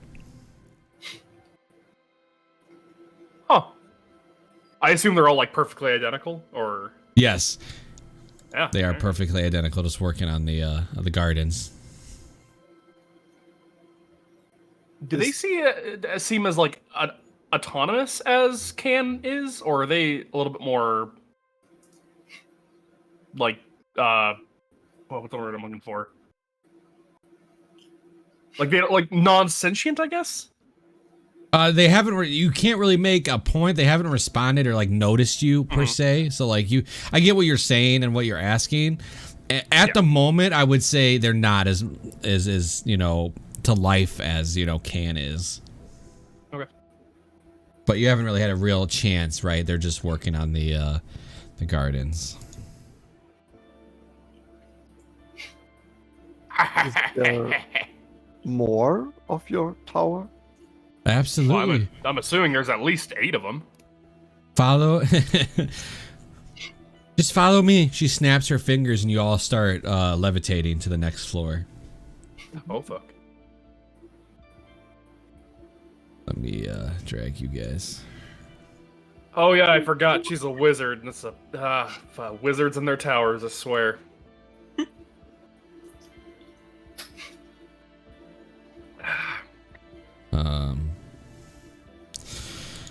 This floor houses a modest kitchen where 2 mechanical gnomes are preparing dinner. Furnishings include an unmade bed, a wardrobe topped with birds' nests, and a bookshelf packed with texts and more bird nests.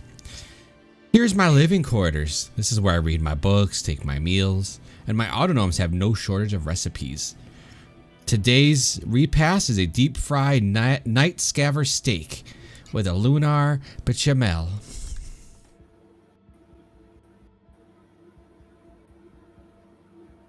these are Orwig 2 and 4. 4 and 2. So yeah.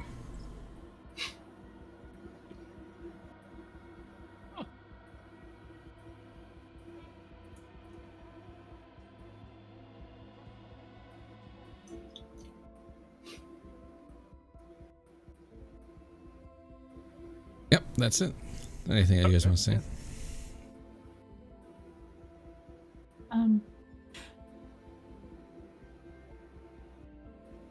How does their food taste since they can taste it? Well, since they don't really taste it, but they follow my recipe to a key. So they don't have to taste it. They just do the recipe exactly as is. So you know it'll taste good. Do you happen to have a spare cookbook? Ah, I'm sorry, I do not. That's fine.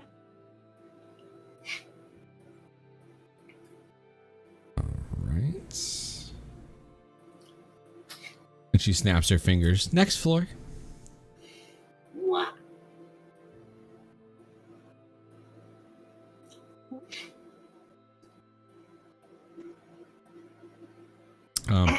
Two mechanical gnomes are using rags to polish a 10-foot-long copper telescope in the center of this chamber. Dozens of star maps lie atop the tables. They're also littered with sketches of planets and otherworldly landscapes. And this here is my observatory. I acquired my auto gnomes from the same fellow who sold me this telescope, which allows me to spy on all worlds in this system and gaze at stars in other systems as well. She then walks across the room and touches the telescope. Would one of you care to have a look? Sure. Why not? Oh, I love it. I love that you said it first. Tristan, you go ahead and you look through the telescope. Yeah, why not? So you go to look through the telescope and you see Toril just getting absolutely destroyed. You can see the vines and the cracking has gotten worse. It's just slowly engulfing the planet much further than last time you saw it. You see his knees buckle just a little bit, and he kind of like grips on the telescope, just like.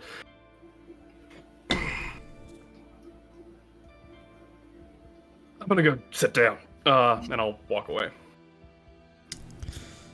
Yeah, it can be a little overwhelming being able to see so far in space so clearly. Anybody else want to have a look? Sure. Ava, you look? Yeah. Yeah, you know what you see. You see this Torl getting absolutely wrapped by the vines and being cracked and...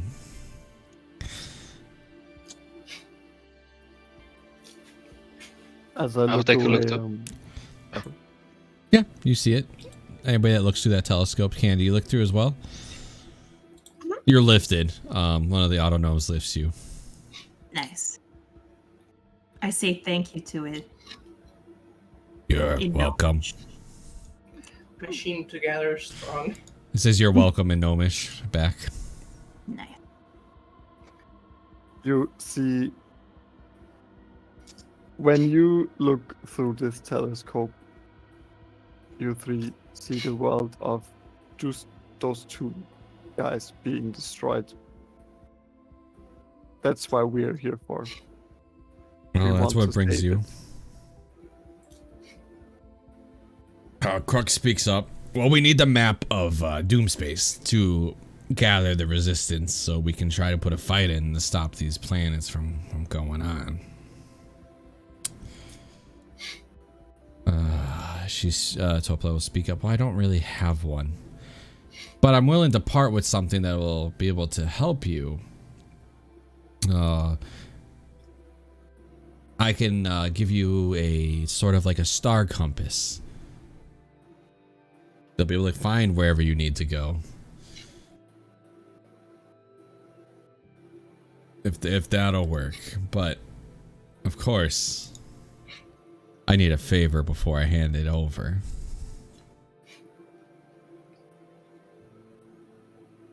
A void scaver has been prowling around my tower. I call her Big Mama because she's enormous.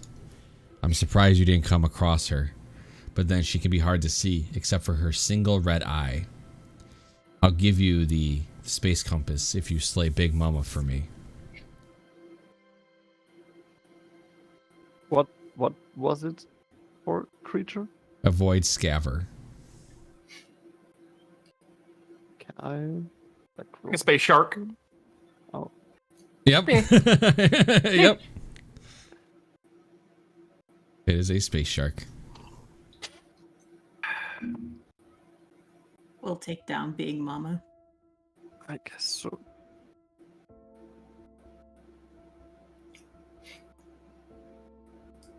All right. Well, she kind of reaches into her bookshelf. She goes, well, I'm going to hand this to you before. You know, I trust that you're going to be true to your word and kill Big Mama. But here's what you're looking for. This gizmo shows you where you are in relation to the planets, moons, and sun in the wild space system. But you must be in wild space to use it. To get to another system, you must first enter the astral sea, which will then take you wherever you want to go. Once you reach your destination, please use this to get your bearings.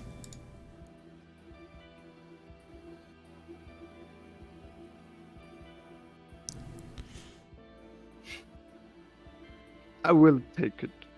Okay. I'm good with top. I mean, I'll look at Crux and be like, will that help us find who we're looking for?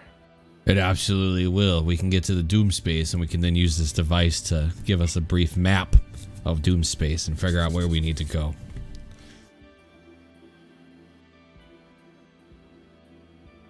Crux Now- kind of like does... Oh, go ahead. Ava, go ahead. Now to Big Mama's business. How do we tackle a task like this? She should be around my tower somewhere. If you just do a little bit, you know, a little bit of rotation around my tower, you should be able to get a hold of her, be able to see her. Okay.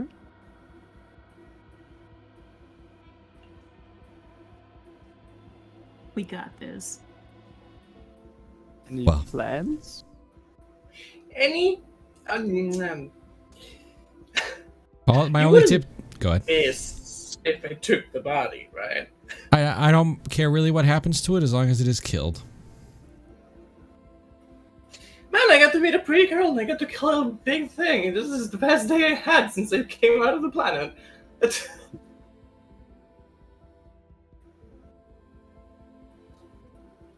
I'm just kind of looking between Luna and Topola, just like, huh. Anyways, we appreciate the assistance. We will get right on the task.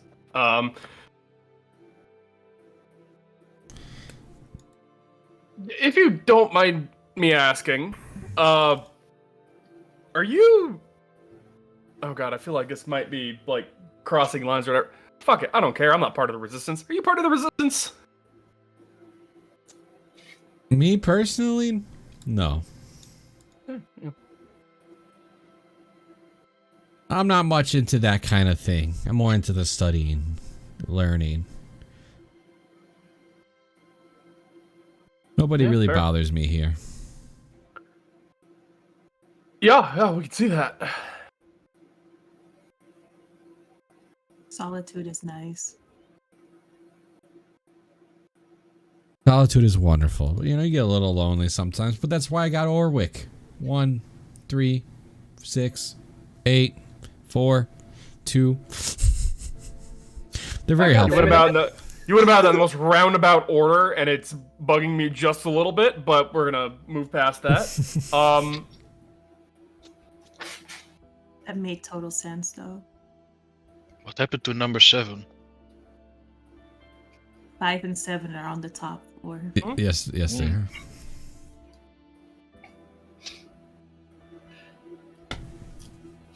You know, if it wasn't for the guy that invented the telescope and autonomes, you know, it would have been a little harder, but... No, that telescope is... Invented it.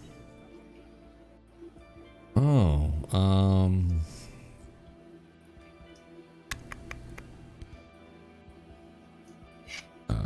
his name is Orwick Cogsworth. And where might we find Orwick? Oh, he should be somewhere in the Rock of Brawl. Have you been there? We have been.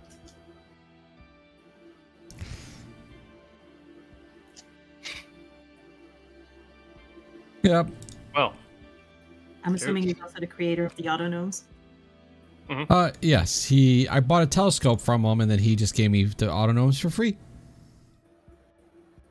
Apparently, they look just hell of like a him. deal. Holy Yeah. shit. Yeah, they help around the tower. We'll have to visit that way.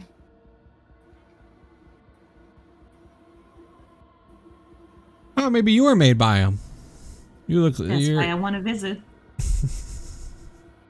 But you don't look like the other ones. I get that a lot. He makes the autonomes in his. Project.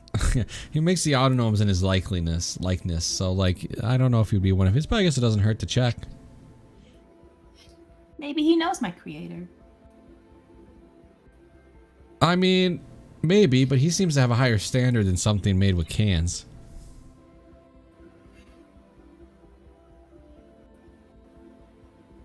Huh. I don't like this pretty girl anymore. It's okay. Autonomes don't have feelings. Aww. Yeah, bitch, but I do. That's my companion. I'm glad it's your companion, but autonomes don't have feelings, so they're just robots. Well, this one do, so I guess I'm better. All right, let's leave and find a shark because I want to kill something. This is why wizards typically live alone. I want to imagine Tristan going to her just being like, this is why you're single. Yeah, it's not walking around, you know, barefoot where there's tons of birds and everything. Alright, so you guys gonna head back to the ship? Yes. Yeah. Ava, anything you want to say before that you leave? Well, I don't know. Do we use some kind of bait for the shark, maybe? I mean, if we get to the ship, I mean, we can just kind of sail around, and as soon as we get within range, just pepper it with bolts. Right. Topple goes, well, I wish you the best of luck on your journey and your adventure. Thank you. Crux goes, thank you so much for helping us out. And you guys will head back to the ship. Yeah. Do.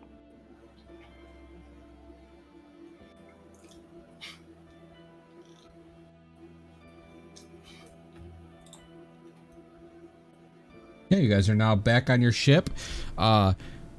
Flinch pulls you guys' jollies back up. You guys all hop off.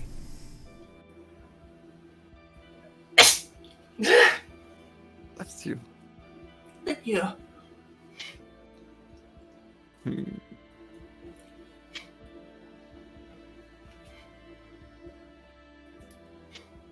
Right. So, Scaver.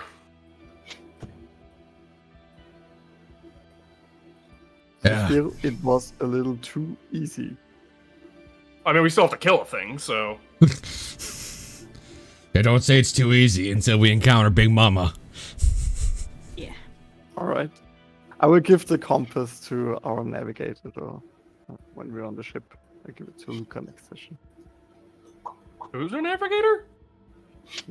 I thought, Mr. Star Map like- guy. what's his name?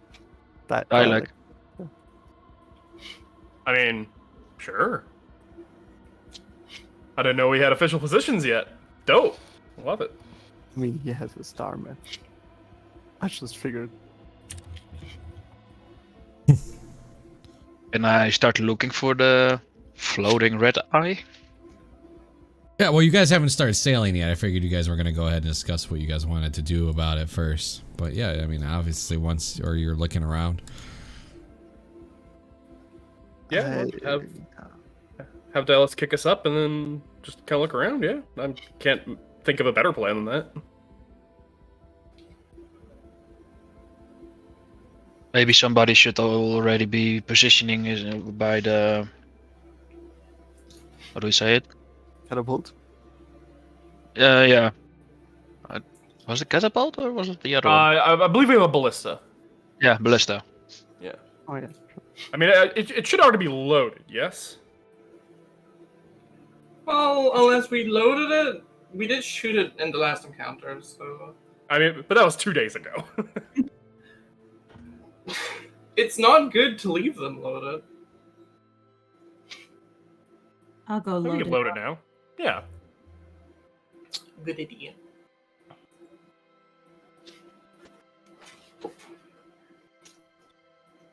Dope. Yeah. Let's go hunting. Yeah.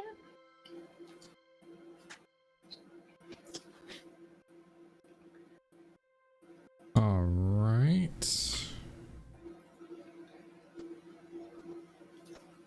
Checking something out. Okay. Whoa.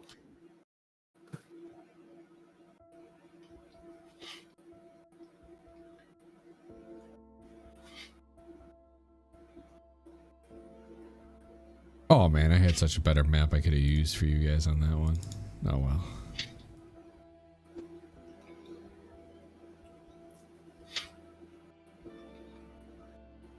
So as you guys kind of like sailing around a little bit,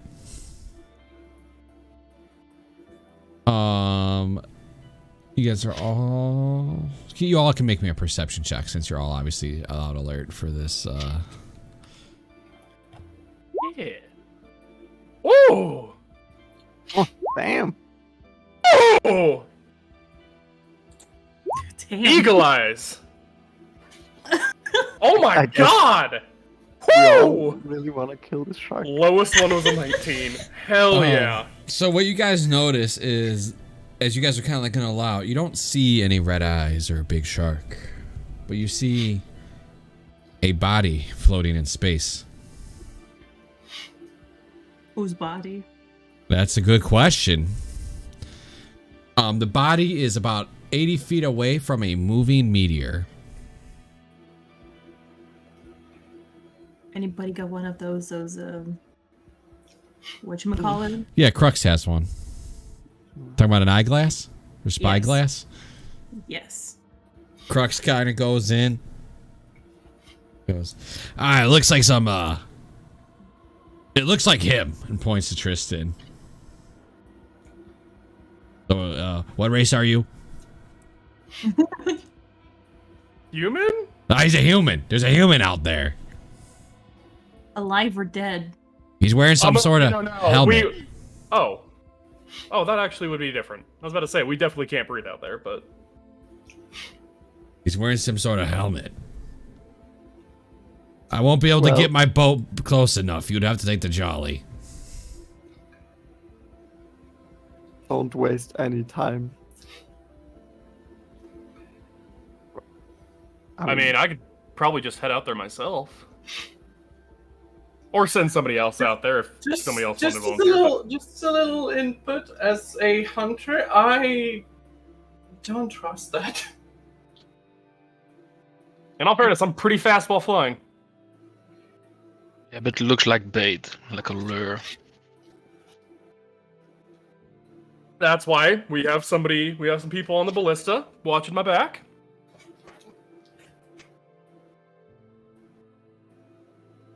I'm fast, I'm hard to hit, you know. You're squishy, though.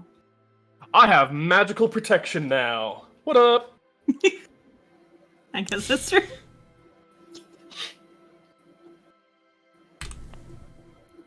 Alright, so what's the game plan? Save. So go get a body. Why not?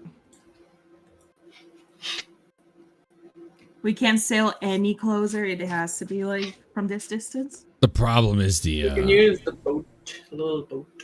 Yeah, you can take the little boat all the way there. The problem is the asteroid. One, you can turn at any point. Two, it's gonna have its own force to deal with. It's just not safe. It takes one hit by that thing, and then we're doomed. Mm. Can you make me fly? I could. Crux will speak up. Are you sure you want to go out there alone?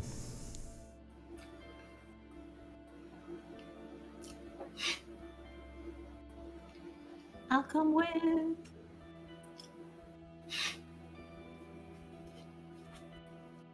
We could all take the boat. Good. That'd be a lot slower. So if we do get attacked out there by anything, we better hope we can take it down in one hit, because it's gonna be slow rowing back. You got this. Captain Crux? Yes. Can you see it moving or breathing or? I haven't quite been able to tell. He kind of like zooms in on it again. Yeah, you can't really see. You can't tell.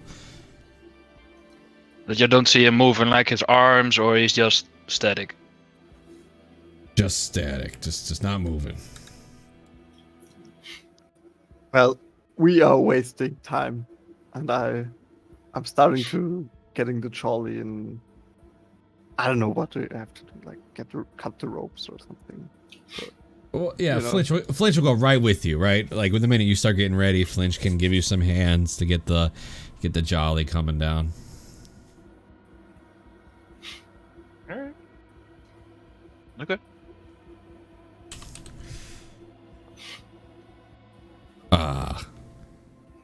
Those, you need to figure something out because some of you are gonna have an issue. I'm good. An issue? oh, we're leaving the air bubble. Oh! Okay. I can take care of that. Dialect can also cast air bubble, so I can't say that he wouldn't. He's not going with, so he can cast air bubble. Is it concentration, Tristan? You have the spell, right? I don't believe so. I think it just lasts 8 hours, if I recall correctly. I can post it for you in the... Yeah. 24 hours. That's not concentration. All right, so he will use. So how many of you need this? So Dialect will use all his spell slots for you guys right here. So Ava, you're getting an air bubble. Tristan, you're getting an air bubble. Luna, you're getting an air bubble. I know you don't need one right away, but I know you eventually do need one. Yeah, because I can only breathe for like an hour extra.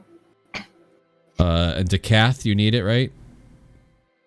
Are we all going towards the body, or are Yeah. a couple of staying on the ship? Yeah, I That's think up- we decided that we're gonna all go. No, Okay, we then, could then I need just, one, yeah. We could still send one person ahead, but that's also possible, like from the trolley. Yeah. I was just getting the trolley ready, so. in Because we still have case the we can all ballista go. has to be armed Oh, if so the shark is coming. So Yeah. Well, I mean, we got Crux and Flinch and all them to take care of that. So if need be.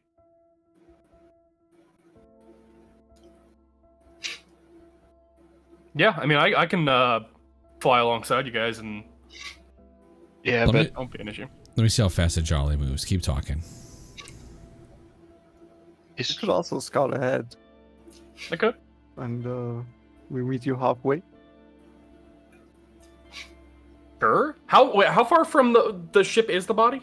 100 feet. 100 feet. Okay. Yeah. I can cover that in a couple seconds. Like that's not a big issue. wasn't the air bubble of the ship almost 200 feet? I think the gravity well is. Yes. I don't know about. I think the air bubble is Yeah. much smaller. Yeah, the air bubble's smaller, but the boat has a gravity force that's 200 feet. Oh, okay. The air's Yeah. smaller around it because you don't want the air too big. You want it tighter around the ship.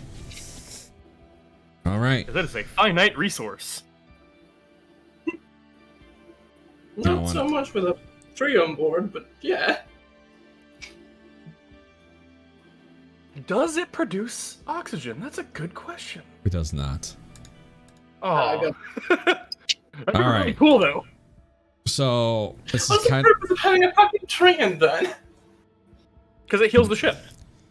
Yeah, you also need your ship to be magical in a lot of ways, and the tree helps with a lot of that. All right, so you guys, if Tristan's flying full speed, you guys would get about here. Okay. As he gets to the all body, right. if that's what you wanted to do. Any objections? Nope. Okay. That's fine.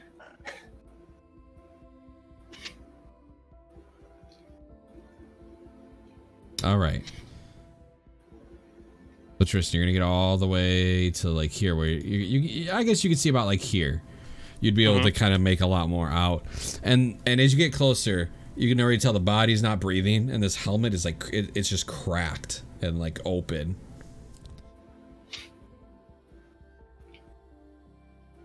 Okay. I mean that's an easy fix. We got a mechanic on board. I think I'm just gonna fully just grab the body and just kind of like throw it on my shoulder and just glide back towards the Jolly. All right, so you got the body.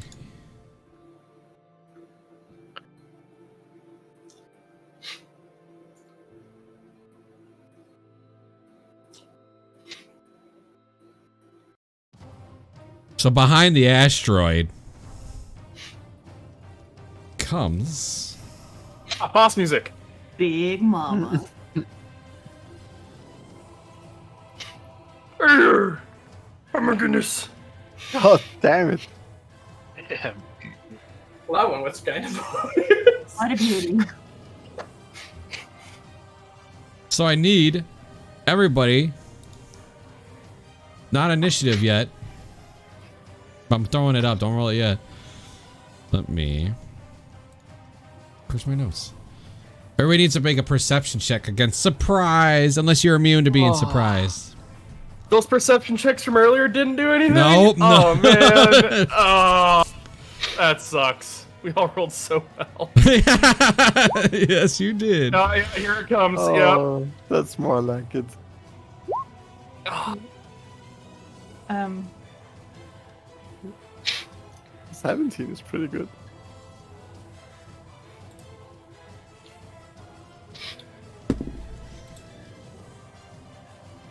God damn it. I know barbarians are immune to surprise at certain level. You don't have that ability yet. I don't think that's till 7, I think. I have danger sense, but that doesn't No. really do much. Other than that, no, I don't. Yeah. Wow. The only one not surprised for the first round is Decath. Everybody roll initiative. Oh. Fuck. Oh god, it's right on me! Ah! So imagine you're just sitting there with the body and just. What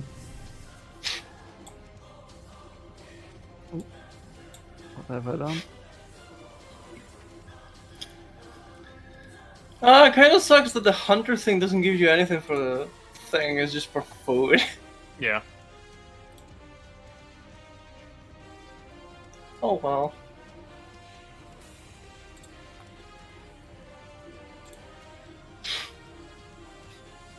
All right, everybody in there? Yes, they are. I gotta roll the ship for the ballista. So I'll just roll. It'd just be Crux. I'll just roll Crux. Grab him.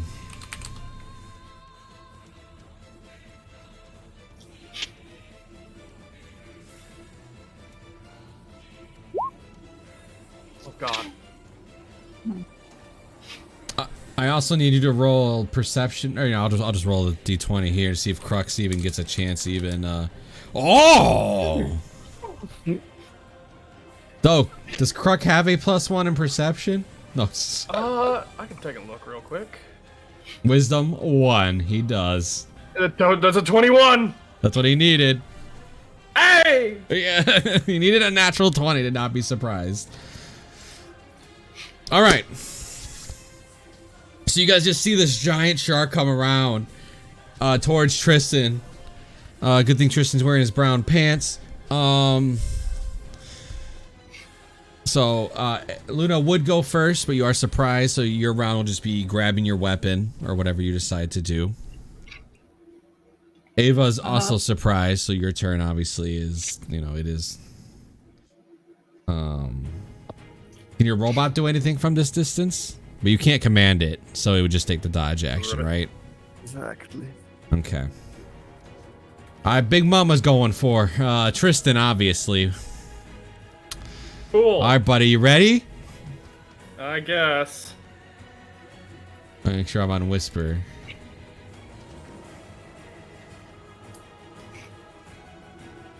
Can I use reactions when I'm surprised or no? No. Okay, good to know. All right, does a 25 hit you? Yes. Okay, you're gonna go ahead and take 62 piercing damage. What? I also need. Okay, just making sure I heard that number right. 62. Yes, sir. All right, I'm unconscious. Cool. Make me a dexterity saving throw. I'm unconscious. I don't think I can. Well, do technically, it. you'd make it like before he bit you. So make me a Okay, dexterity cool. saving throw. Oh God. Nope. 10. Oh my God. Swallows you. Ah! 62. What the fuck? I'm saying I didn't warn you. So you guys just see it come around. Actually, I mean, this body would be in there too. Let's be real. Just a big, and Tristan's just gone. He's just inside this thing. It will move. It will move closer. If you want to shoot like a spare character sheet my way, I'll be okay with that. And fuck. That's how close it is? It is, and it does have a bonus action. So I need I'll roll a dice. 6 is a reroll. 3.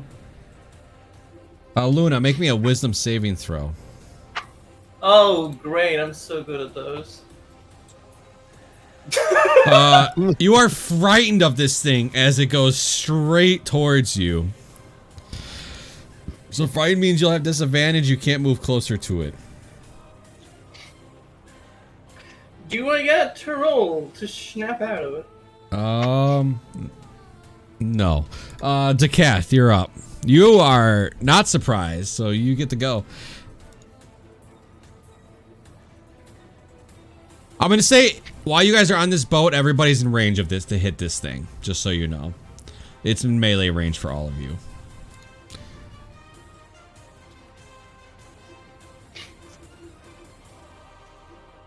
What are you doing, Dekath?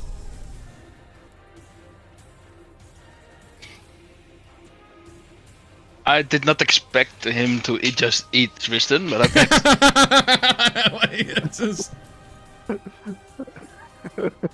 Do any of us have above 62 hit points?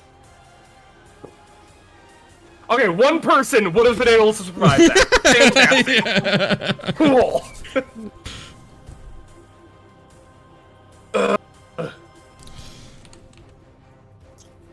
If I use my rapier, can I then do an offhand attack too? Yeah, as a bonus action, do you have a dagger? I have a dagger, yeah. Yeah. It'd be a bonus action. But you can't dodge or run away anyway, so... No, I mean, you could dodge. You can't disengage. The only thing you'd be able to do is stab it, and then you can take the dodge action. But you can wait. You can make an attack with your rapier, see if it connects, and you get your sneak. And if it doesn't, if you don't connect, you can then make the option to stab with the dagger if you want. Okay, then I will do that. Alright, so first things first, make your rapier attack. 16 will connect, and you will get sneak. Okay. 20. 20, is that enough for him to... Nope. Alright, he takes it. You just kind of like, you stab into the side of this guy.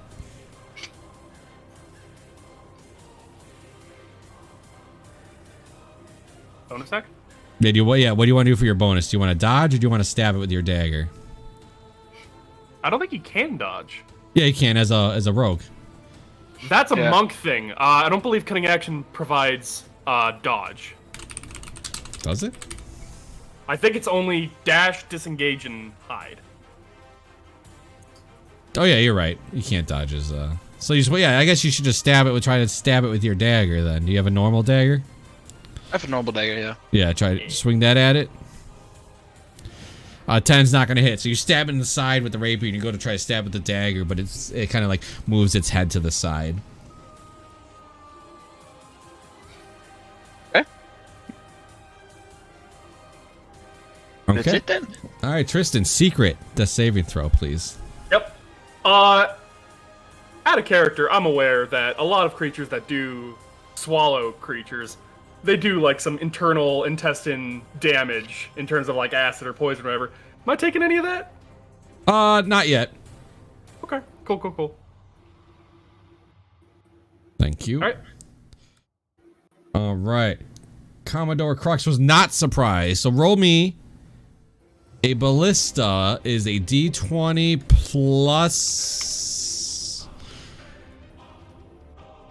Oh, I just had it up, but I was looking at something else. I lost it because I was looking up cunning action. Oh, I'm in the wrong spot, that's why.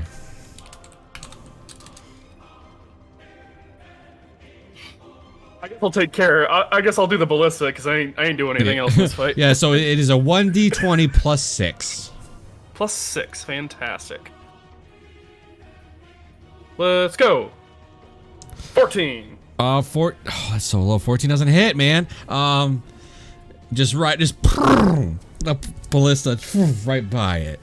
And that's all 3 of them, because there's 3 people on the ship. All 3 of them are using this ballista. Okay. Ken, you were surprised, right?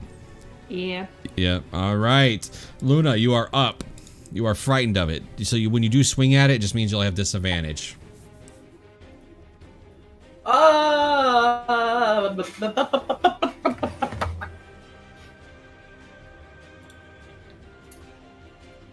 Do I technically have sight, actually? Let me actually look at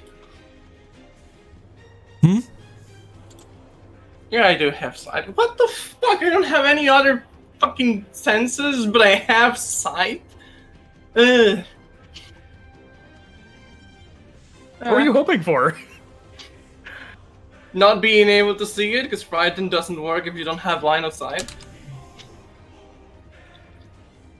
Yeah.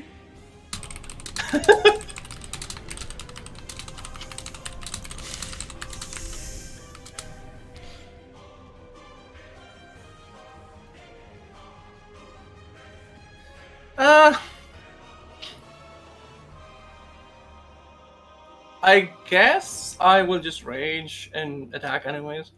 All Yeah. right, so you'll have disadvantage. Make your swings. Wee. 15 will hit. Wee. Woo! Oh, you are raging, so, damage. so that'll be 6. Yeah. Go. Let me just click that on. Every little damage matters right now. You got yeah. a comrade in the belly. And do it. Can I do it again? Yeah, I can do it again. Yeah, you swing 3 times if you want to use a bonus action too. An 11 will not connect. And I raged. Oh yeah. So you just the first one connects, but the second one misses as this thing moves to the side. All right, Grr. Ava. Whew. All right. From my belt, I carry around my chest. I'll pick up something that looks like a grenade, and I throw it to the shark, which is how I cast fairy fire. All right, so I'm it's gonna got to make a flashbang check. it. It's a dexterity saving throw. It's a glitter bomb. The glitter bomb, exactly. That's a 9. So he is outlined in light, so you all have advantage on attacks on him, and he can yeah. turn invisible. I don't know if that's relevant. Oof, good thing for that one. And theoretically, I think Tristan should have to make it too, because it says every creature. I am unconscious, so I would fail it automatically. So you have some glitter on you. It's just getting into his mouth. So you're That's outlined as well. And for my bonus action, well, I will move up front here. And for my bonus action, I will command Robot to attack. And he will stand in front and rend. He's got advantage. He's got it. How did I put it on? I just rolled twice. Oh, it does. 13. 13 God damn it. doesn't connect. You guys should know it's AC. Yeah. Well, fuck. Yeah, that's it. All right, Big Mama's gets to go. Let's roll to see who it hits. 1 is it's Can. All right, Can. It's gonna try to bite you. Well, do more than that, but we'll see. Can. Oh, Can. That's a 12. Failed. But there is one other issue, Tristan. The acid's starting to burn your fucking body. So give me a. That's a fail. 1. Yep. All right. And it does have a bonus action if I roll between a 4 and a 6 on a d6. That is a 6. I'm gonna roll to see who that hits. All right, Luna, make me a wisdom saving throw. Every fucking time. Recognize it's the biggest threat. 17. That is a pass. You are no longer frightened by this, nor are you frightened again. Yeah. All right, Decath. Yeah. Yeah, another everybody- rapier attacker. Everybody has advantage on this thing right now. Okay. Get him out. 26. 26 hits. I have sneak, right? Yes, you do. 22. Yeah. Is 22 enough to make him make a save the Gurgage? Nope. Wow. Make that dagger swing. Roll. Yep, that'll hit. 1d4. All you get to roll is all you're rolling is 1d4 damage.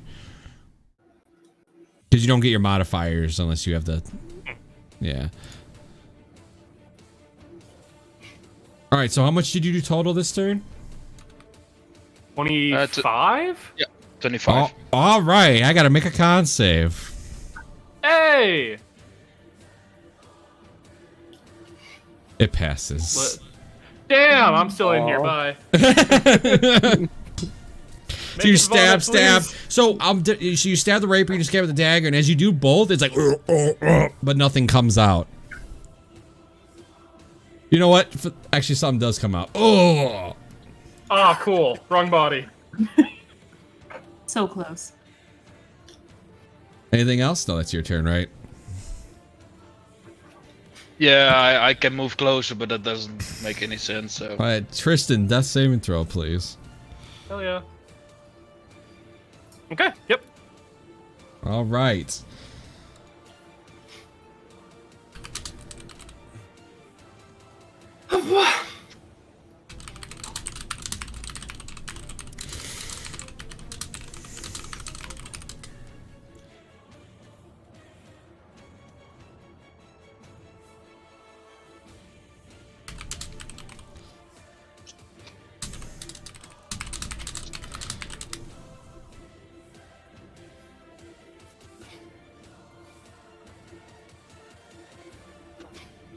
All right. Roll me that d20 plus 6 twice. Come on, Crux. Twice? He's got advantage. Oh, it's with advantage. That's right. 16. 16 Hey. will hit, so you're going to roll me 3d6 plus... Oh, my bad. I lied to you. 3d10. Just straight 3d10. Just 3d10? Okay. Yep. Let's go. 16. Okay.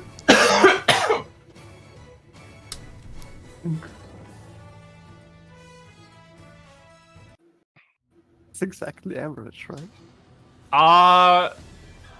Pretty. I think. So, Yes. Yes, it is. That's exactly average. All right. That's their turn. All right. Can. All right. You have advantage. Okay. I bonus action rage, and then I will hit That hits. with the Drainer of Dimensions. Damn. Damn. And then I do it again. A natty. That hits. 17. Oh my god. Is he puking? He has to make a check. 17. Come All on. right. 33. 44. 46 points of damage? Holy shit. Nice. Bruh. Oh, cool. Hallelujah. Wait, he's green. Is he alive? No, he's not. He has no. He put 0. It's green because he put 0. If he did it like this, there you go. Okay. Oh.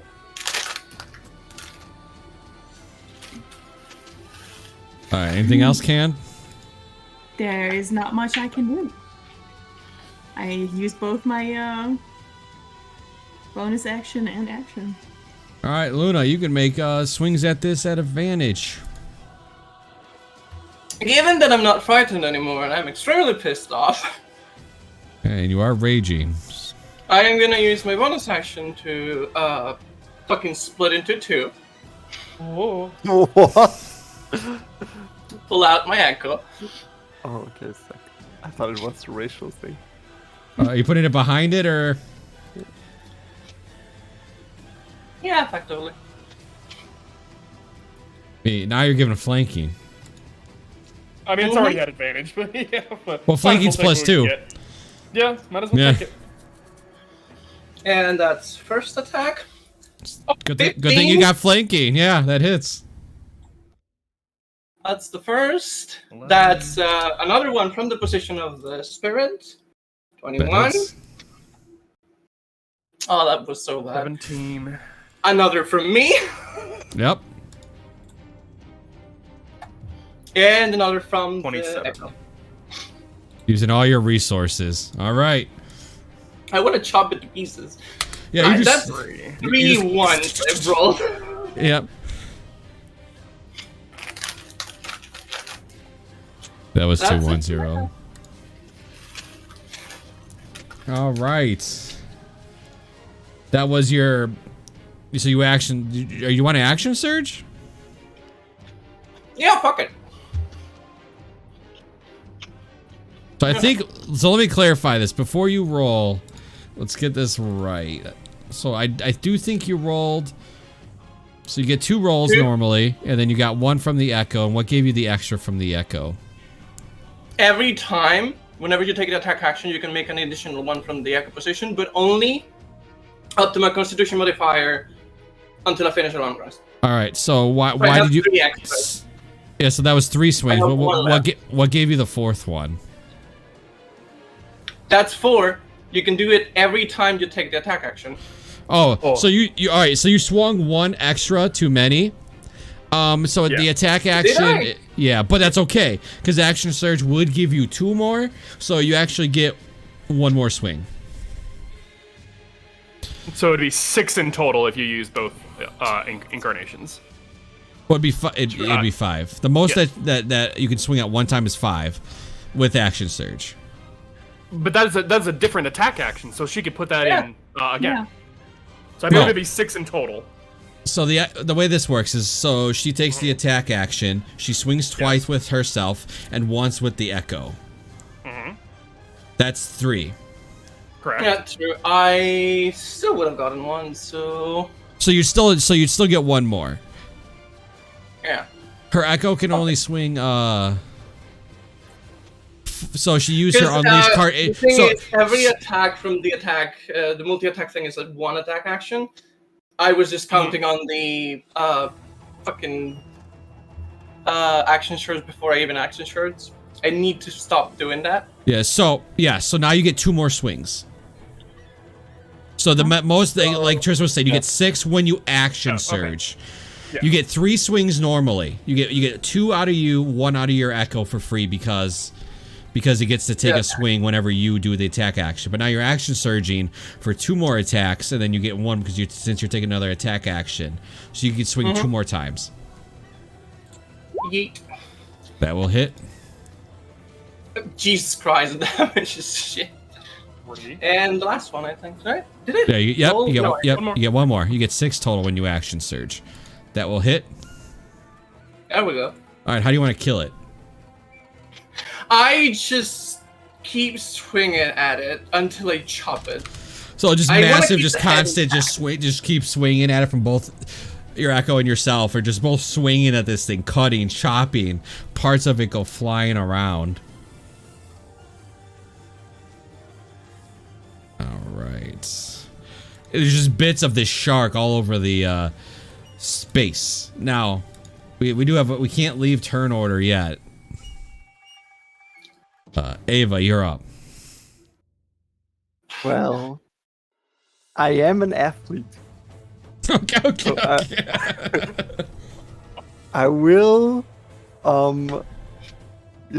step back a few steps and then just do a charging long jump trying to reach Tristan in space. Oh yeah, you definitely will. Oh, I'm stretching. Alrighty. What's happening? And I will just, kind of try to hold on to him and use my healing hands on him. So you gain 60 points. You heal If you can, 6. you gain 8 points.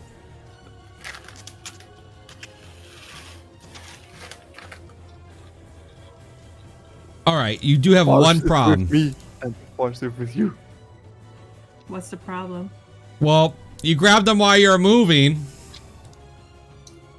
Ava doesn't stop flying. Now Tristan can fly, obviously, but Ava is gonna keep literally just holding onto Tristan's body, drifting away from the boat because they're in space. Yeah.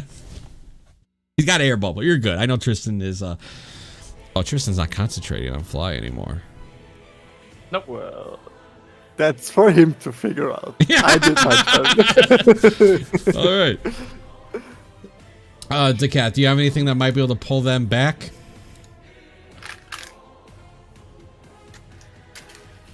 Well, I have a question. I still have my rope. I will let you make an improvised ranged weapon attack. Oh. Well, I want to use my Starlight Step for it. Alright, so you want a bonus action out into space? Yeah. But my question is, can I take the rope with me, even if the rope is attached to the boat? No. I mean, I feel like you would take attach the all rope to of the the rope boat, or and none of then- the rope. Yeah. you know?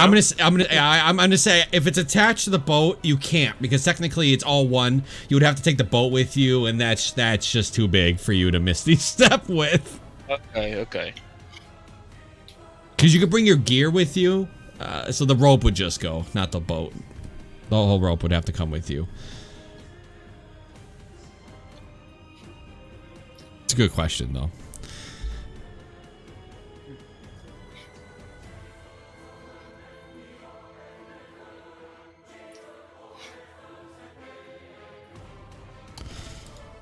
I mean, you guys could literally just start moving the boat towards them. Yeah. I mean, you literally can move the boat. Start rowing. I can't do that. I was like, somebody could. The easiest answer is just start moving the boat towards them. Alright. I will do that, and I will try to grab the body that was there also. You will not be If we able to. move- You will not be able to do that Okay. while rowing the boat. But I'll give Can a shot at grabbing the body if Can wants the body. Sure. I can make me a dex check.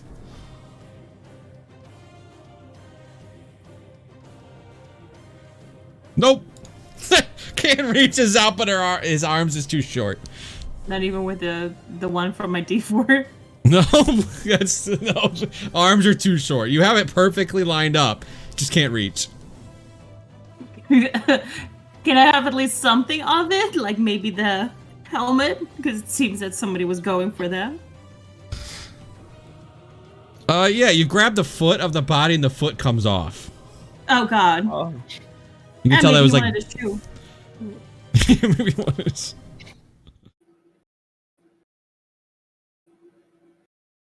All right, Tristan. You snap back. You're pretty badly looking though. Oh, what the fuck was that? What happened?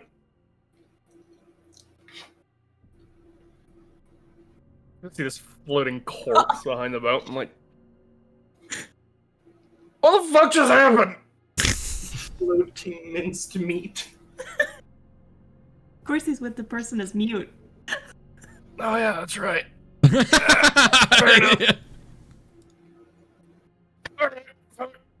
Alright, I can. Okay, I still got the herbal. Good. Alright, cool. I will cast Fly again, and drop Ava off in the dinghy. I'm gonna go get that goddamn body. All Just right. smoking and steaming from like stomach acid. Just like, oh, okay, it's not feeling. Alright. So you go to grab the body, and as you go to grab that body, you see another one floating from inside the that was inside Big Mama. It's a dwarf also wearing a helmet. Actually, dwarf might be wearing. Hold on. Oh, my bad. The dwarf is wearing an entire spacesuit. Nice. Ooh. How deep into that body is it? It's slowly floating out. You could easily just Oh. kind of swoop in and grab Great. a hold of the foot or the arm and just pull it out. I'll swing by the human, kind of grab it, just kind of toss it and let it float towards the dinghy, and I'll go get the dwarf and grab that and head back. All right, we can get out of turn order. Yay. Land back in. Okay, what the fuck just happened? Big Mama found you. But don't worry, she spit you out. Yeah. You do not look good. I think I Would saw the you like- afterlife for like half a second. I don't know which one it was either, like, 'cause there's a lot of them. I don't know which one I was going towards. Hopefully the good one. I cannot confirm or deny. Well, you're gonna have to wait to go there. You kind of need to stay here for a while. Fucking oh. This tattoo didn't do anything. Oh yes, you are still wounded. Let me check that. I will heal you. Like what's that? 1d8, right? Yeah. 1d8 plus intelligence, yeah. So that's 9 points. The rest of my spell slots, I think.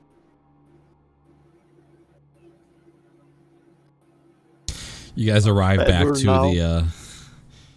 the ship, and Crux is like, "Good job." Yeah.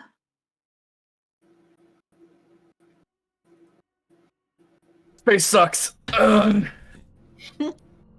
Ugh. Luna, you did it. Do you want to get a trophy? I'm already holding on to the eye antenna as you're saying that. Just like, what?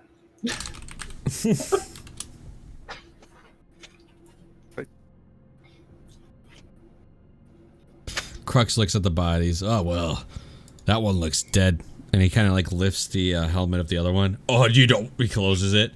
Yeah, that one's dead too.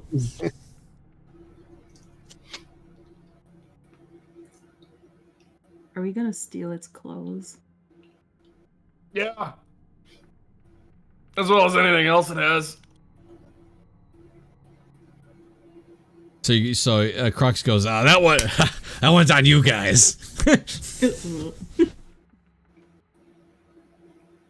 So you go to take this. We salvage it for the resistance. So you take off this space suit, and the body inside's like all digested, acid burned.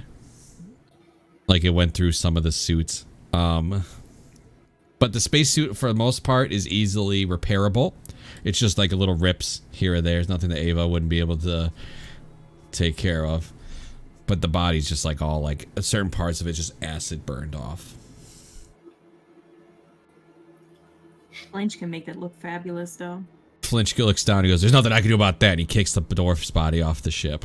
Not the body. I meant the suit. Oh, yeah. Well, Flinch, he kicks the body off the ship. We don't want this here. Bye. And he looks over to the other human, and you guys can realize that he's worse off. Like the fact that Can is holding the foot, that body's just ripped apart. The suit's not intact at all. The helmet's cracked. It's unrepairable. Finch looks down. I dropped the foot. Kicks that and the foot off the boat as well. They just float in space away. Get him out of here. He looks, well, that's what space can do to you sometimes. You gotta be careful out there. Things can eat you. Right, Tristan? Talk about it. Yeah. I think I saw his intestinal tract.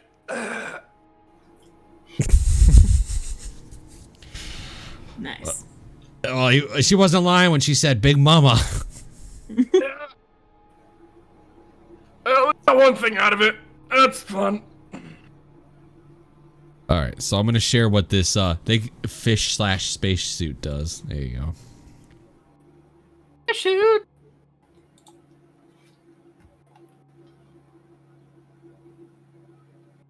Is it like one size fit all? Because it wasn't a dwarf. One size fits all.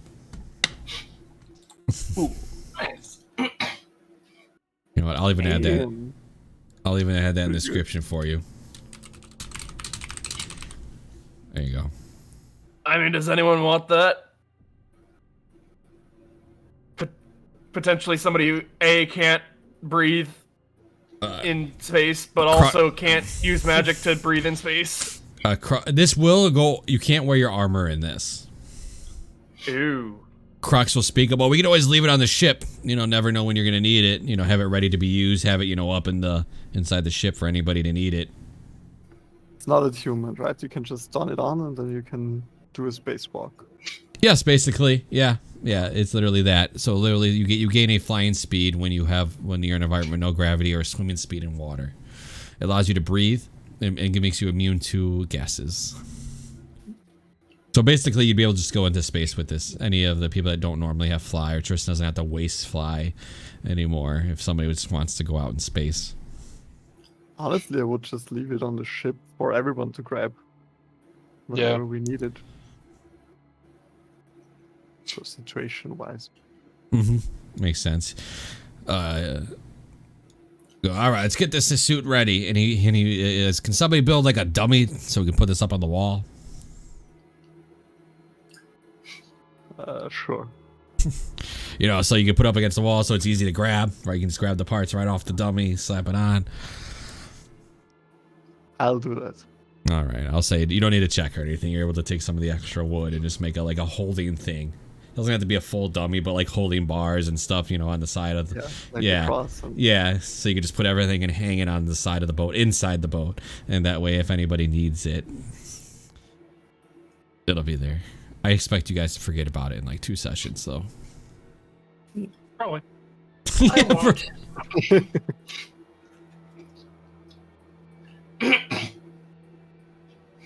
Dialect just gives you a thumbs up and goes back to the Spelljammer. Oh. Oh. So, Doom Space.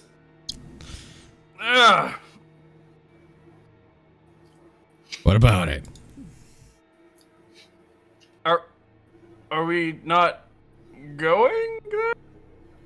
Yeah, we're gonna get there in a minute. We just gotta get everything, you know, organized. Okay, great. I'm gonna sit here. Tristan, as you like plop down, you see like a magical ruin show up in front of you, and Topla shows up through it. Oh, guys! Oh, shit!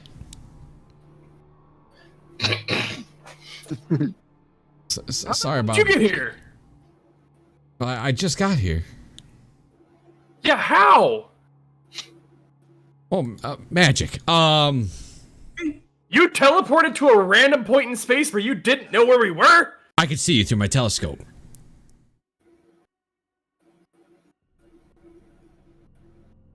Thanks for the help. I got eaten, by the way. Oh, I saw you did great. But anyway, I have a potential ally that I want to introduce you guys to. I just thought of, like, that might be able to help you guys in your general overall cause.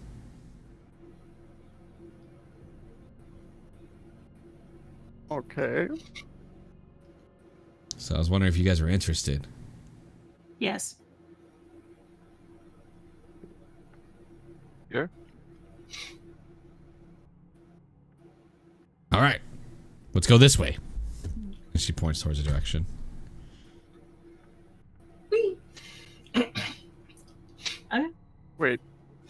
Like steering the ship this way? Yes. What about Doom Space? Well, you can still get into Doom Space, but would you like to have some allies before you go to Doom Space? Yes. Okay. We're friends. Okay.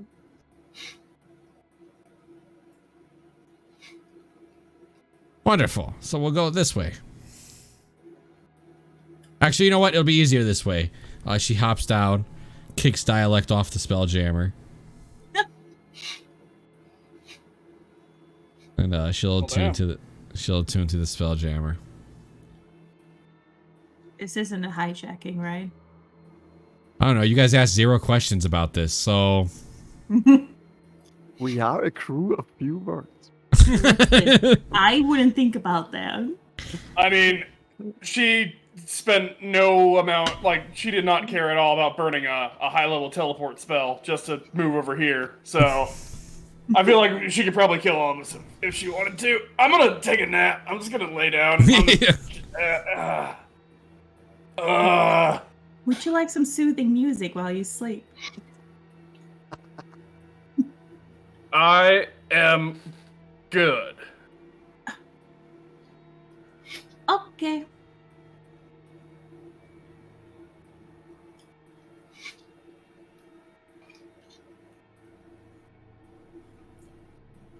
all right.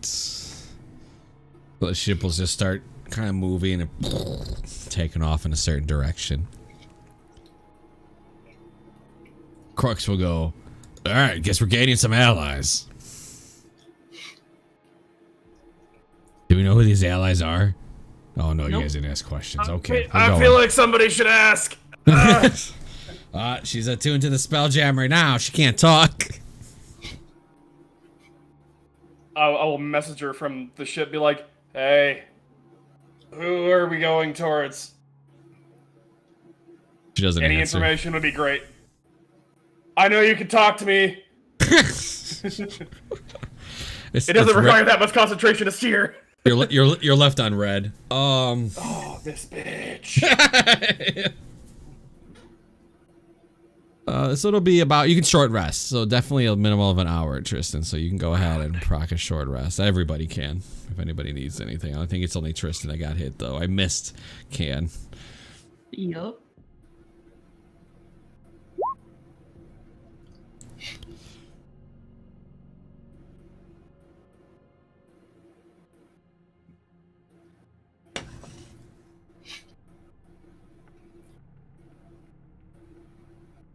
Oh god, I might be burning through all of them.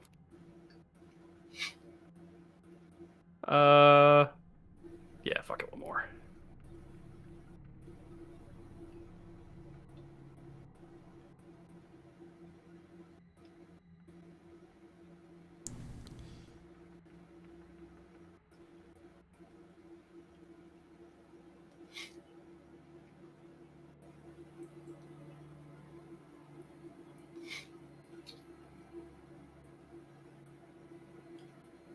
All right. Is that all you're popping right now?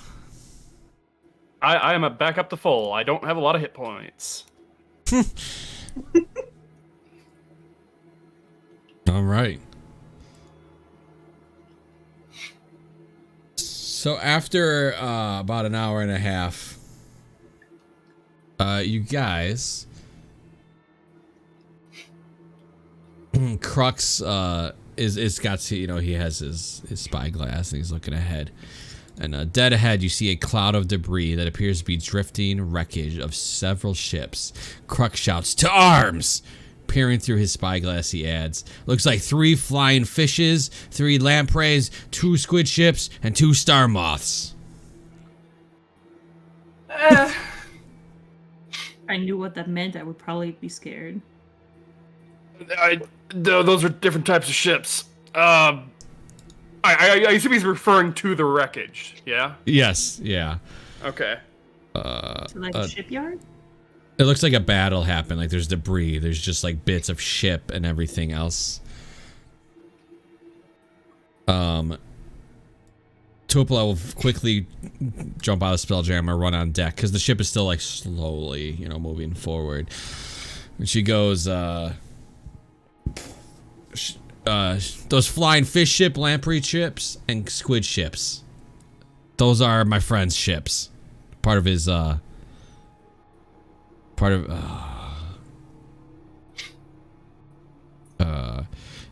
part of his, fleet. Was part of his fleet. But I don't see his flagship. A space galleon. I don't see it among the wreckage here. So, where would it be? I'm not sure. But I thought your telescope saw everything. Well, I wasn't. She brought the telescope. Yeah, I don't have the telescope with me. This wreckage wasn't here when I checked when I teleported to you guys. And the ship is slowly sailing through the wreckage. We'll say dialect takes over the Spelljammer thing again. Yeah. And the ship is sailing in the middle of this wreckage. You know that scene where you're just slowly sailing, just all these wreckage and just parts of ships and are just floating by you. Anything of interest that we can scavenge? Off what you're looking at, like it's kind of like flown by you. Nothing of the sorts yet. Everything's pretty destroyed. I would be looking left and right for possible survivors because she said it didn't happen too long ago. Maybe.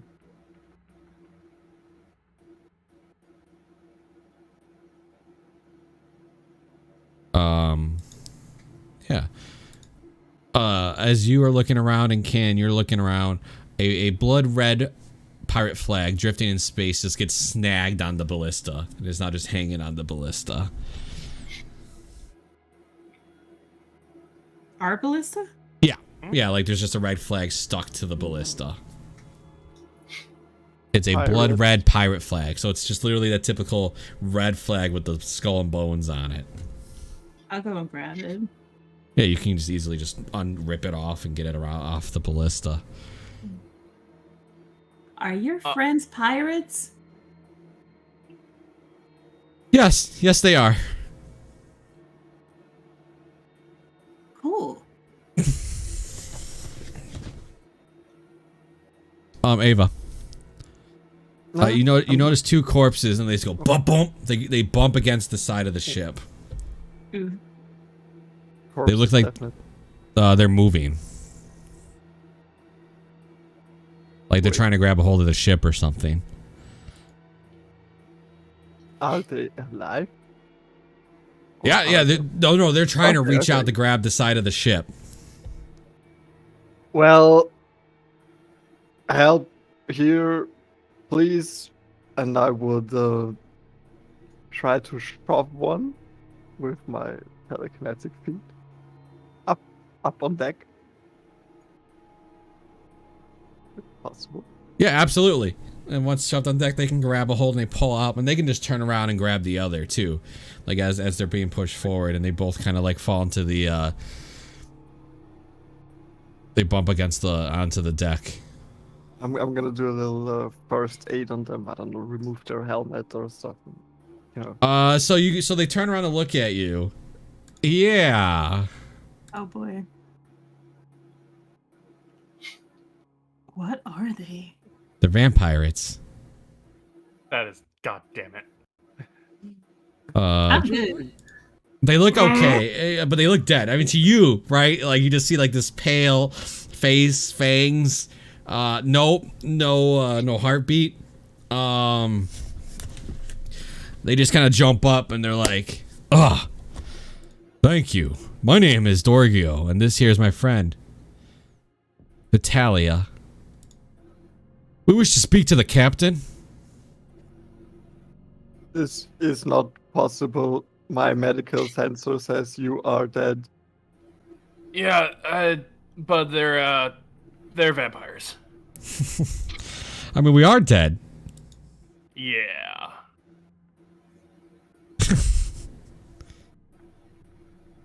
Interesting. Well, where is Captain Crux? Crux is up by like the wheel. You know how the ship goes up. He's standing down, and he looks at him, and you can see that the one of the vampires will say Dorgio. He speaks up. He goes, "We're looking for new commission. Eager to serve." Crux looks at him and goes, "I order you guys to kill those two. I will not have them serve under me." Damn. What do you guys do? All right. First and foremost, what the fuck happened here? We were attacked. That's some astral elves just came in and started blasting us. They were worried. We became a fleet. We were getting strong. There was many ships under our flag, and they got worried. Yeah, not so much anymore, huh? Oh man, you're a funny guy, aren't you? What happened to the flagship? They must have escaped, left, like a coward the captain is, probably. And who is this captain? Well, he's not my captain anymore, as he has left me.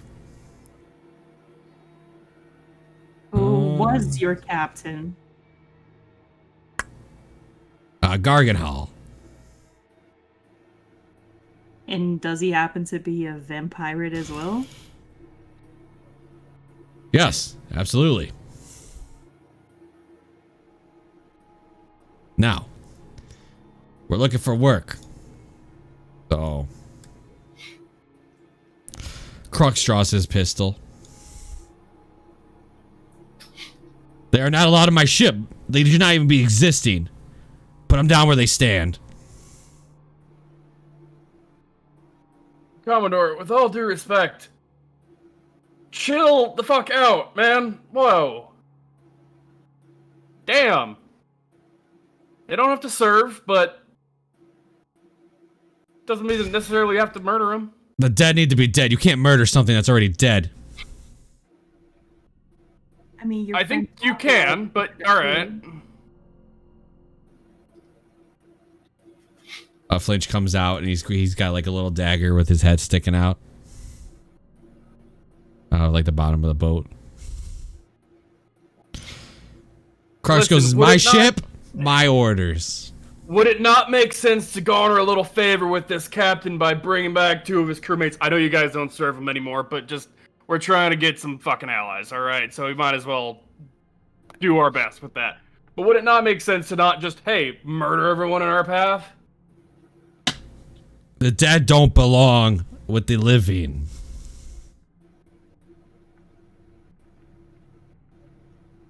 If you won't do it, I'll do it myself. Don't. Just give us a minute, alright? He pulls out a stopwatch and hits a button. You don't be a fucking smartass.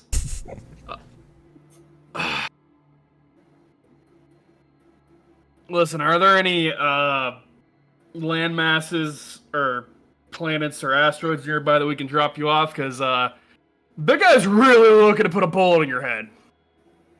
Well, don't mind us. We'll put one in his first. Hey, how about you chill the fuck out too? What the fuck is with everybody today? Listen, you are strangers, and we don't know what your intentions are. Maybe don't be making threats, okay?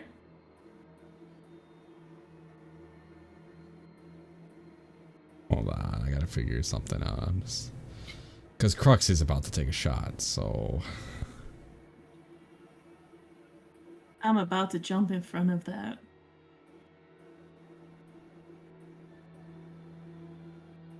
Are you now? Mm-hmm.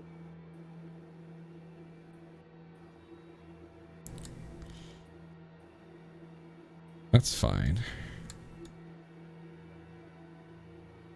Let me just paint the boat so we know. I want to know what everybody will be doing here. So let me paint the... I'm going to use an old map, so don't ignore the other part of the map. There's no jellyfish ship, don't worry.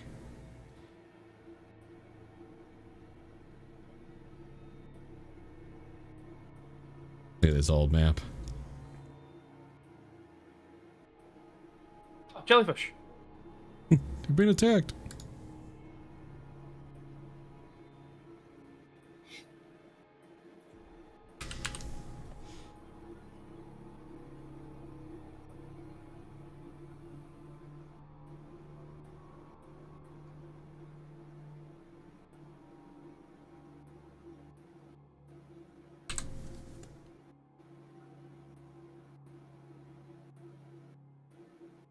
Probably up like talking to these two.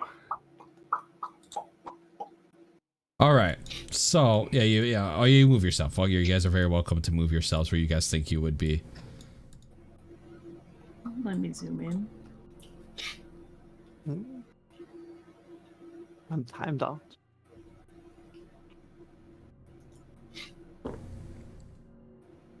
Timed you out, buddy. I'm back.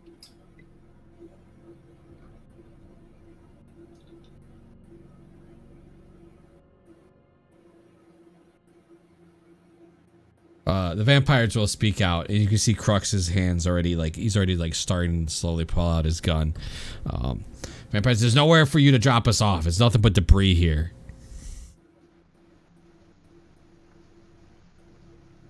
Alright, you're gonna have to offer us something, cause, this isn't looking great for you. You understand that, right? Got nothing to offer you. They look down and up. I'm not part of a crew. I have nothing on me. Information, fucking ally, like anything to keep... Do I look like I have friends? You're not helping your fucking case, man! My friends have I'm left trying to keep me. you alive! I think it's best that you just tell your fucking captain and not pull his gun and enlist us on the crew. Does it look like he is fucking listening to us right now? All right, so I'm gonna give everybody else a little bit of a chance here because I know what Tristan's doing. Can's already announced what it's doing. Decath, are you just doing what you whispered me? Yeah. Okay. Let me whisper something else to you. Oh my god.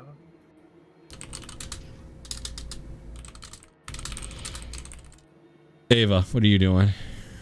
With all this tension on the boat right now.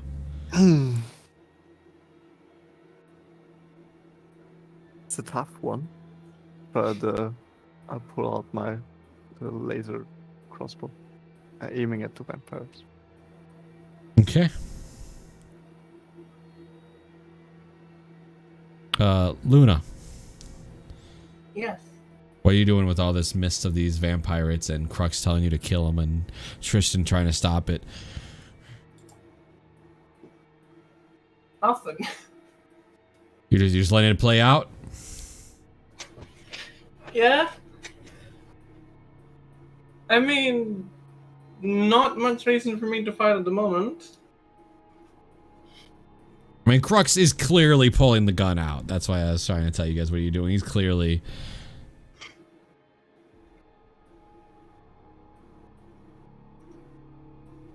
Okay.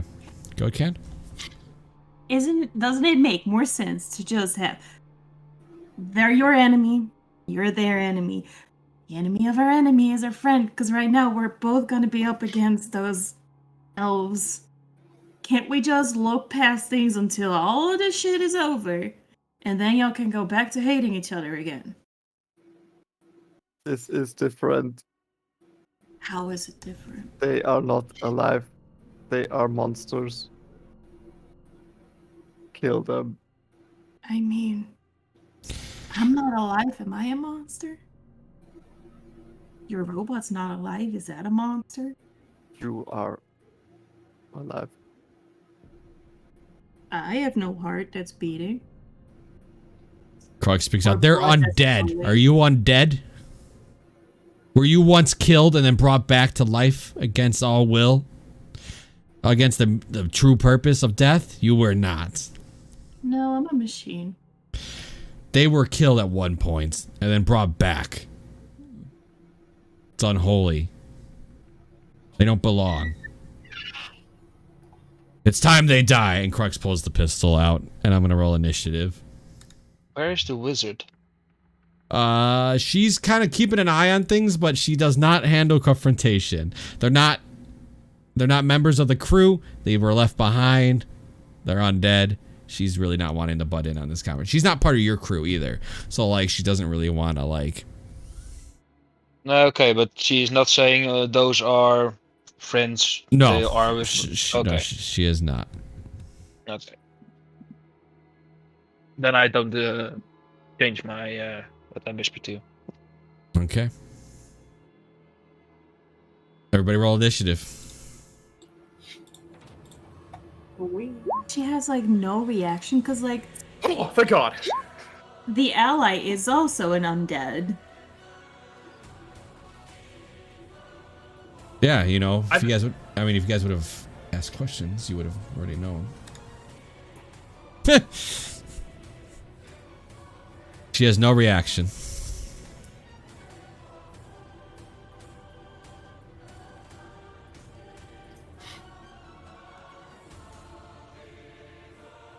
I'm gonna handle Crux for this current battle.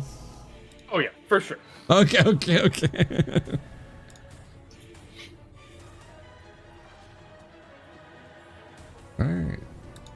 All right, Tristan. Funny that you're on top of the turn order. What's your plan here? You see what's clearly happening. Crux has already pulled his gun out. He's pointing it at the vampires. He's ready. He's about to pull that trigger.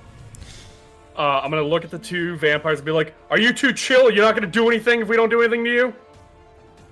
They can't technically respond in your 6 seconds here. Cool. I'm gonna look up at Crux and be like, "Do not make the same fucking mistake as the Empire by pointing your own goddamn biases towards other people. Stand down!" Go. better. All right, you can go ahead and roll me an intimidation check. Oh, intimidation. Fuck. Yeah, you were pretty rough there. That's fine. 17. That's pretty good. I can't tell you what's gonna obviously happen until his turn. Yeah. I'm just like I'm just readying reactions for myself just in case anyone picks shit up. I'm like, I gotta de-escalate. Is this a contested check for Crux? It will be, yes. Because if you tell me, I might give him my inspiration from that session. Fuck, man. Yeah, it is gonna be Crux was gonna roll against it. Is the only way I was gonna decide. You gonna give Crux inspiration then, or Tristan inspiration? Well, definitely not Tristan. Oh, Vampires die. Trying to help your fucking rebellion out by giving you more allies, and you're like, no. All right, so what are you doing, Ava? I'm rolling it now. Well, I'm giving him inspiration. Let's do it. All right, well, I guess I can tell you. I can whisper you his roll. You're on his side on this, right? So I'll let you know what he rolls.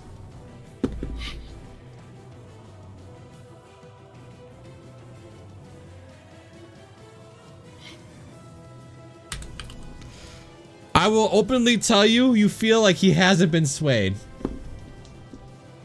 Okay. Both you two, Ava, so you know you don't have to use your inspiration on that. Barely. All right. What are these? These vamp pirates are gonna go ahead.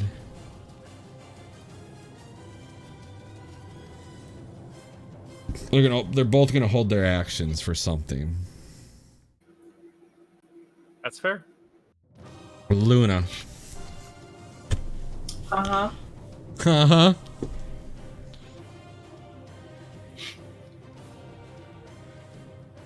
I'm still just here. I guess I'm holding my action. If anyone tries to attack me, or can. But other than that, I don't feel a lot of involvement into this thing. All right. Ken, what are you doing?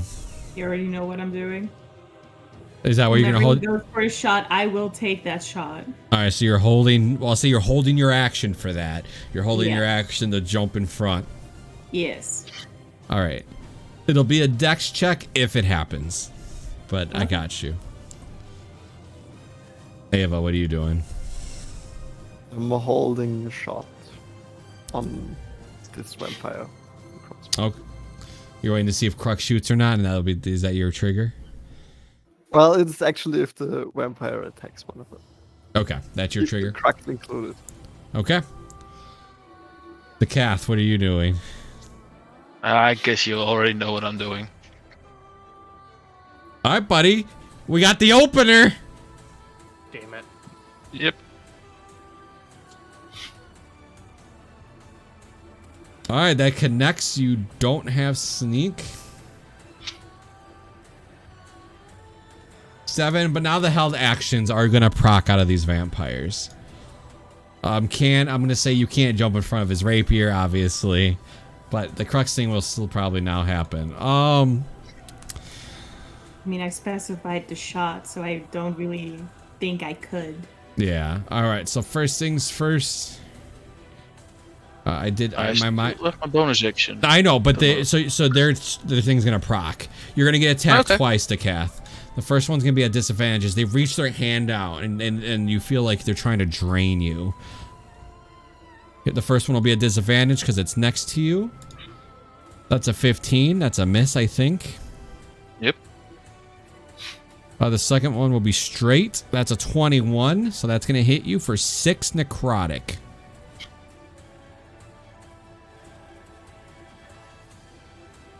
Okay. Now continue your turn.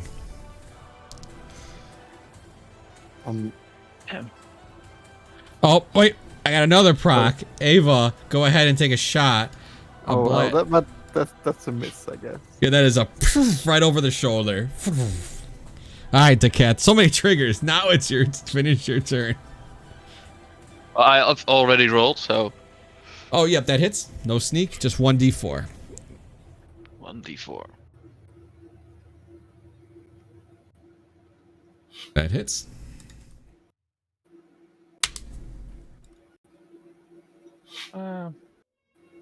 That's it.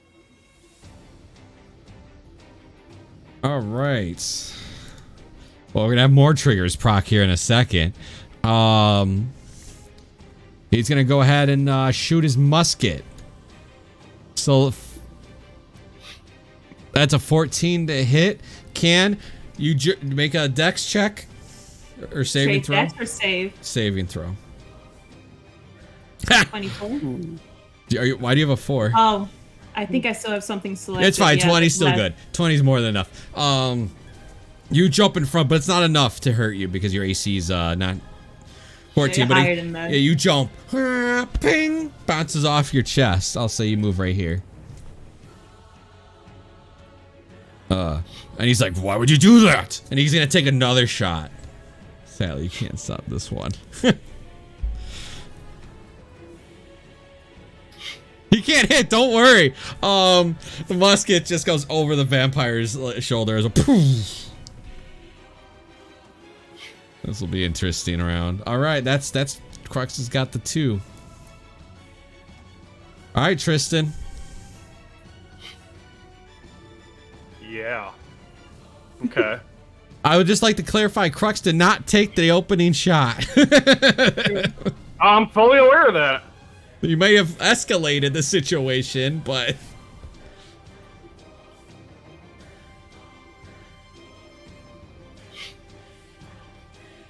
I think I am going to, because weirdly enough, I am still focused on de-escalation. So, I am going to cast Enhance ability on myself. Alright, so that's your action. I'm gonna give myself Eagle Splendor, and just pointing at both the vampires, Decath, and Crux. Just be like, everyone needs to chill the fuck out! Alright, attempting to intimidate or persuade is an action, so... That's fair. Yeah. But it happens, it says it. Decath, it wouldn't have been an action towards you. You act how you want to act, regardless of what he says. You act how you think you would act. It wouldn't be a check against you anyway. Anything else? Anything else, Tristan? Oh. No, I'm good.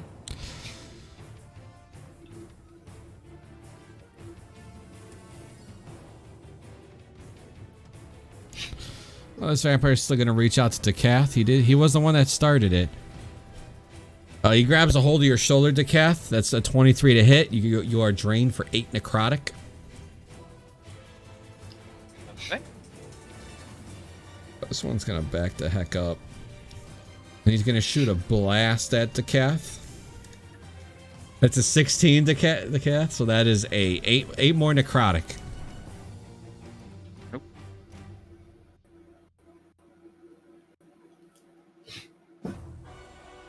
All right, Luna, you're up.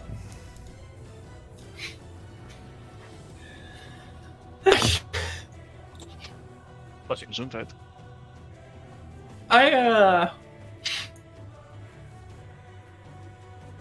am seeing them fight, I'm seeing them hit each other, and seeing them do all of the things. I just don't understand why we can't agree on things.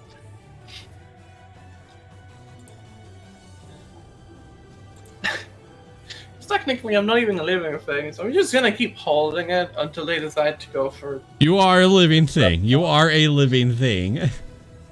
I'm technically a living thing. You are a living thing. You haven't died and been brought back. That's true. As an undead creature. But your call. So you're just gonna stay back out of this? Holding my action in case that anything, again, attacks me, or anyone that has tried to de-escalate the situation. Alrighty. Can, you're up. I don't want to hurt anybody. So taking cue for Tristan, I will slam down my axe into the ship itself and be like, stand down! And I will do also an intimidation check. All right, go ahead. I am actually proficient in that one. So fun fact is, so hold on, so you can keep that 19 roll.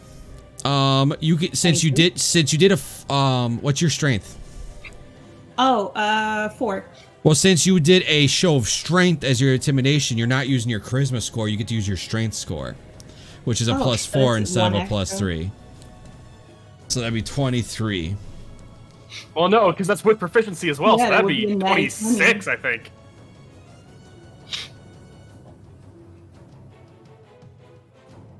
Yes, you're right. 26, Okay. yeah. Uh-huh.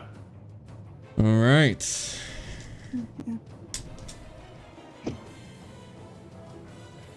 We'll get to see what happens. Ava, remember, players don't have to make checks. I'll just move closer to the action and do the same thing again. If they attack us or are like, you know, threatening us, I will shoot them with the crossbow. Okay. To Kath, what are you doing? Well, that answers that question. Dude. That hits. Hit? Oh yeah, that 20 hits. Yeah. Right into the shoulder of this guy. And a D4.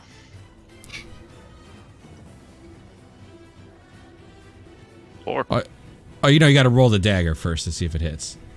Oh, sorry. Well, we can keep the 4 if it hits. That's fine. It doesn't 10. hit. So, so you stab with the rapier and you just miss it and ducks out of the way of the dagger and it goes, stand down my ass! The vampire is obviously looking right, vampirates. We're looking right at the Kath. Alright. Crux pulls a grenade boom, off his bandolier. He was gonna listen to you, but he can't while the Kath's being hit, and he's not gonna let the Kath fight alone. So he's gonna throw a grenade in a 20-foot radius in the back. So I need each creature to make a dexterity saving throw. They both fail. So they're both gonna take 5d6 force damage from this grenade.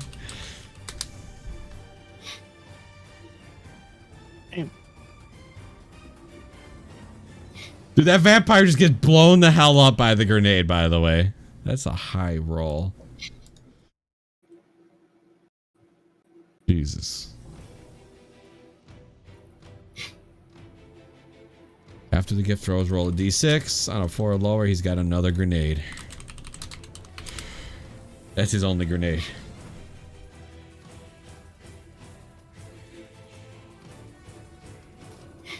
Alright, Tristan.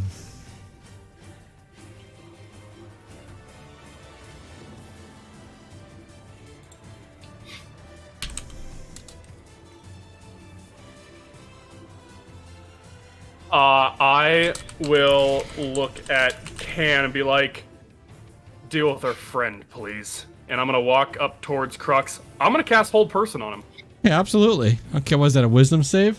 Yeah, I'm gonna burn 3 sorcery points to make it heightened as well, so disadvantage. Oh, I didn't need it, but alright. Yeah, he's held. So you see him like he was reaching to grab his gun and he just stopped moving. I said enough.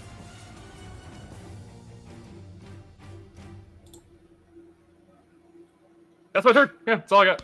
Interesting, I love it. This vampire just runs up. Oh, you killed her! And he's gonna try to grab the Kath. I will shoot it. But I all right, guess I that won't kill it yeah, you will. 9 points Right, 9. damage. So yeah, all right, I like it. So he's running up to Kath, right through the shoulder, and this vampire's just pissed that his comrade's down. So he reaches out towards the Kath.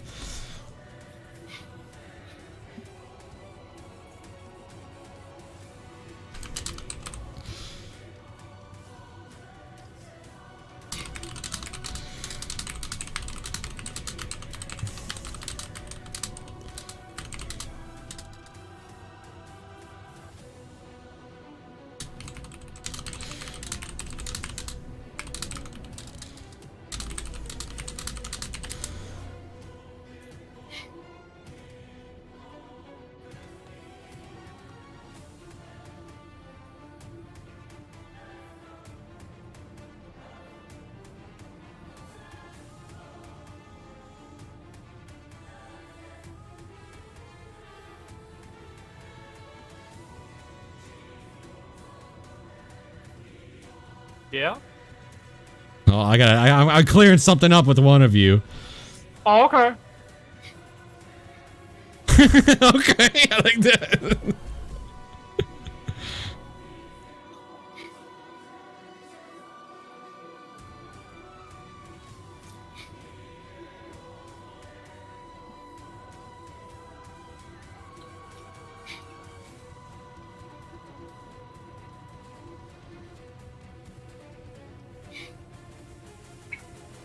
All right, while I'm waiting response from 2 people.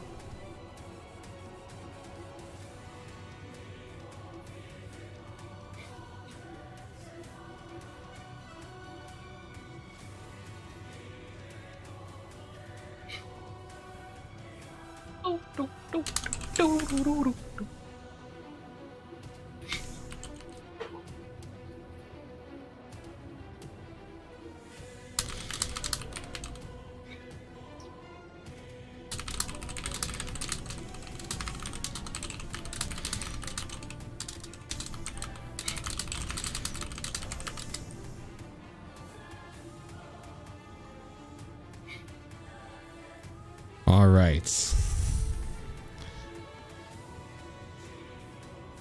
gotta wait one more response and then I can go through with this.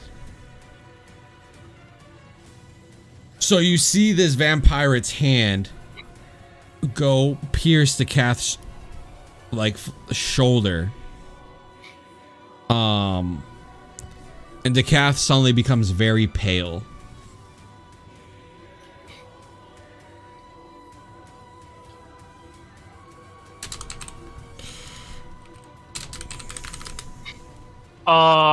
Was this an attack? It was the just like this thing just had negative force in its hand and like pierces through Takath's chest where his heart would be. Great. But it was an attack roll, right? Yes, it was an attack roll. So rebarbs. All right, we'll see what happens. Why is everyone being stupid? Let me pull it back up. Oh, lucky you. So this goes to hit right into your chest, Takath. But his hand seems to be directed to the other side. Yeah, that was gonna kill you. Oh, I'm holding Crux with one hand, throwing the other one with my other hand, and be like, what the fuck is wrong with everybody? All right, Luna, you're up.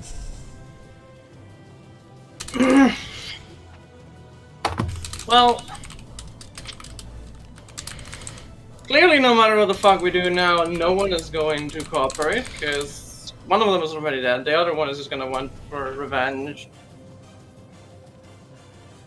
There's not really much point in prolonging this. I'm also gonna give Can that advantage from silver rebarbs. Oh, okay.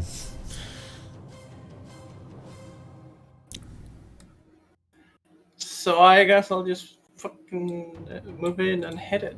You're hitting the vampire? Yeah. Yeah, okay. Make swing. Oh yeah, that hits. Why watch Radiant damage. Oh, it is radiant, so this does double. Oh fuck. That would be 16 because I'm not raging. Oh yeah, no, that's more than enough. You just right through the neck, right? Just one quick blow. Vampire is by boom, hits the ground.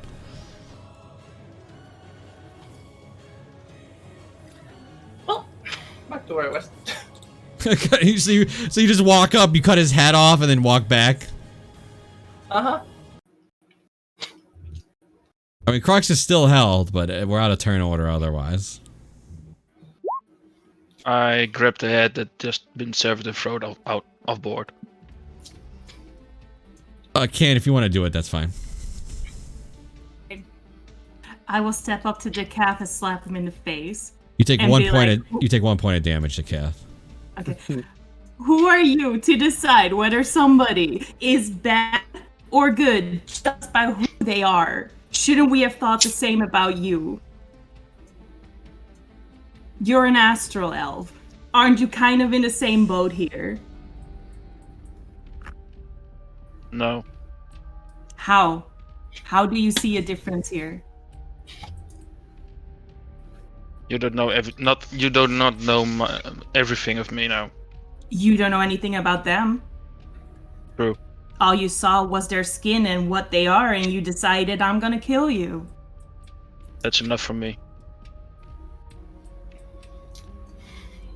Good to know. I'll walk away. Before you walk away, go back to where you were. Oh, sorry. As you guys are Attack of talking, opportunity! both bodies are going to explode. Oh, great. Oh shit! So Damn. first one, yeah. So it is a.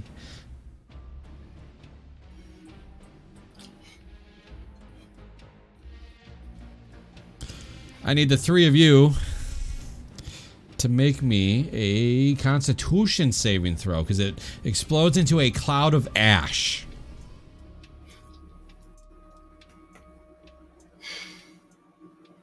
Robot. Can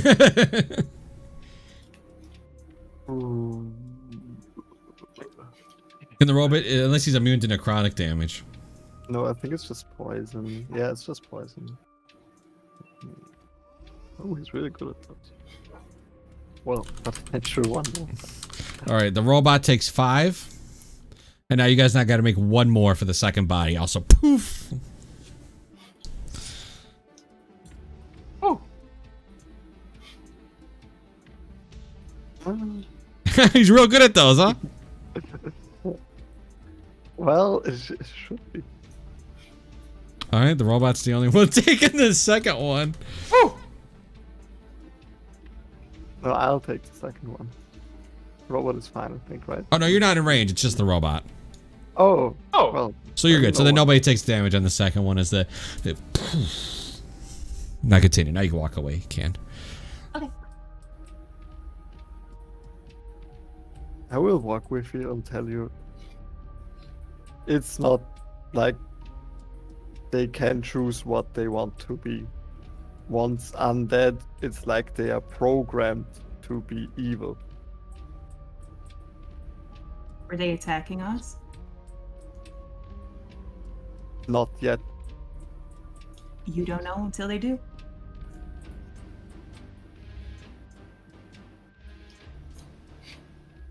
Crocs is not still work. just held, by the way.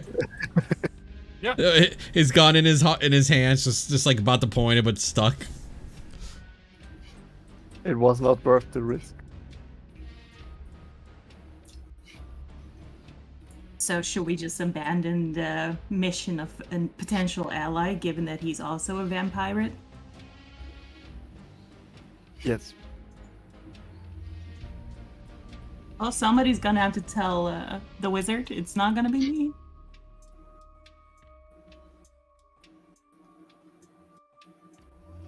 Can we release Crux?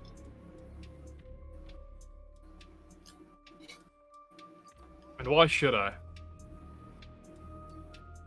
He is still our captain.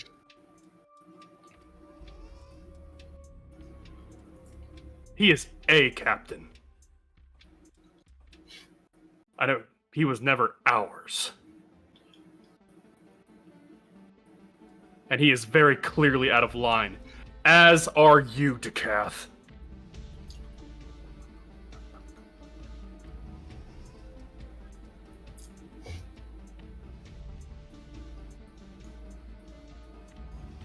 I have more reason than any of you right now to want to take down the Empire. But attacking random motherfuckers who have nothing to do with them serves no purpose.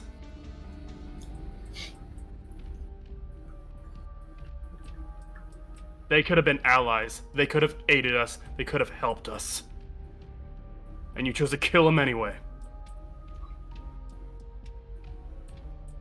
They could have also killed us. You never gave them the chance to fucking choose!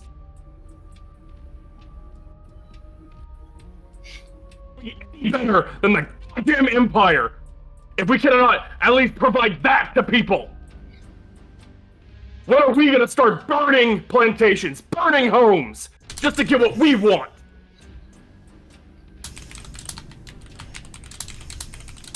Have you encountered undead creatures before? Yes! They are not all evil! The circumstances of what we are do not inherently make us good or evil!